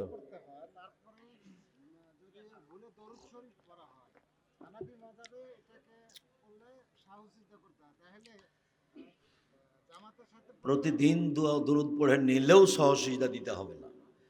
দুরূদ পড়ার হাদিসই আছে, পড়া লাগবে না।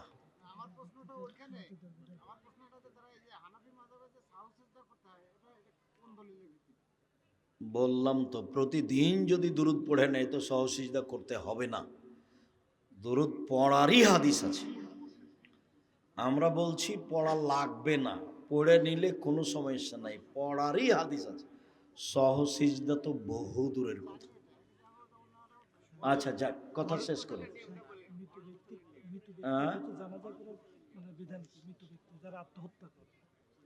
মৃত ব্যক্তি আত্মহত্যা করে, তার জানাজা করা যাবে। ফরজ গোসলের নিয়ম, সুন্দর করে ওযু করতে হবে।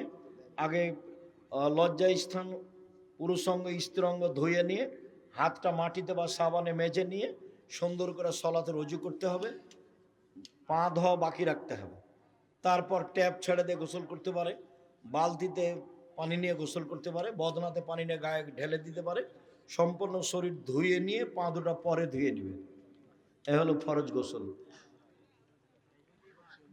কেউ মসজিদে টাকা দান করলে তার নাম মসজিদের গেটে লিখা যাবে কি না? না না, খবরদার নাই। জায়গা বা টাকা লিখলে তো তাহলে তার ছেলে মেয়ের বা তার নিজের অহংকার আসবে, তাহলে একে দিয়ে জাহান্নাম উদ্বোধন হবে। জাহান্নাম উদ্বোধন হবে 3 শ্রেণীর মানুষ দিয়ে: 1 মাওলানা সাহেব দিয়ে, 2 দানশীল দিয়ে, 3 শহীদ। 3 জনই খুব বড় বড় মানুষ। তো যদি অহংকার আসে তাহলে 3 জন দিয়ে কি হবে? জাহান্নাম উদ্বোধন হবে। যারা জেনা চুরি ডাকাতি করেছে ওরা জাহান্নামে যাবে, তবে প্রথমে নয়, এরাই যাবে আগে। শুকরিয়া, জাযাকুমুল্লাহ খাইর। জি, আমি আপনাদের কল্যাণ কামনা করি দিনী ভাই বোন। আর নয়, মসজিদের পাশে কবর থাকলে সালাত আদায় করা যাবে? জি না। ডানে বামে সামনে পিছনে ভিতরে কোনো জায়গাতে কবর থাকলে সালাত হবে না। মসজিদের দেওয়াল এবং কবরের মধ্যে অতিরিক্ত প্রাচীর দিতে হবে, নাহলে কবর ভেঙে হাড়হাড্ডি অন্য জায়গায় নিয়ে যেতে হবে, আর না হলে মসজিদ সরিয়ে দিতে হবে। খুব কঠোরভাবে না করা আছে। সালাত হবে না কবরের পাশে, কবরের উপরে, কবরের দিকে, সব হাদিস। শুকরিয়া। সুবহানাক আল্লাহুম্মা ওয়া বিহামদিকা আশহাদু আল্লা ইলাহা ইল্লা আনতা আস্তাগফিরুকা ওয়া আতুবু ইলাইক। আসসালামু আলাইকুম। গাভীর পেশাবে তো বক্তব্য শুনেছেন যে ভিজালে সমস্যা নেই। জি না, ওর যদিও আমি ওটা বলতে চাইনি, এরা বলতে চাই। ওটা চাঁপাইনবাবগঞ্জের এক গতিতে বলেছিলাম। গাভীর পেশাব কাপড়ে লেগে গেলে সমস্যা নেই। যেসব প্রাণীর গোস্ত খাওয়া হয় তার পেশাব অপবিত্র নয়। ওটা তো বুখারী মুসলিমের হাদিস। আসসালামু আলাইকুম।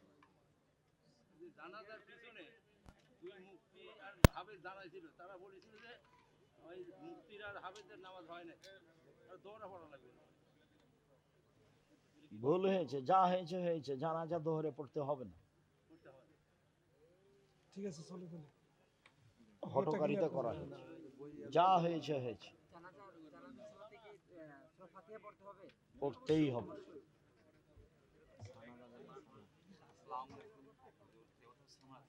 পড়াশোনা করে এক্ষেত্রে হচ্ছে মেয়ে ছেলে একসাথে প্রাইভেট কোচিং করতে হয়, এক্ষেত্রে তাদের সাথে কথা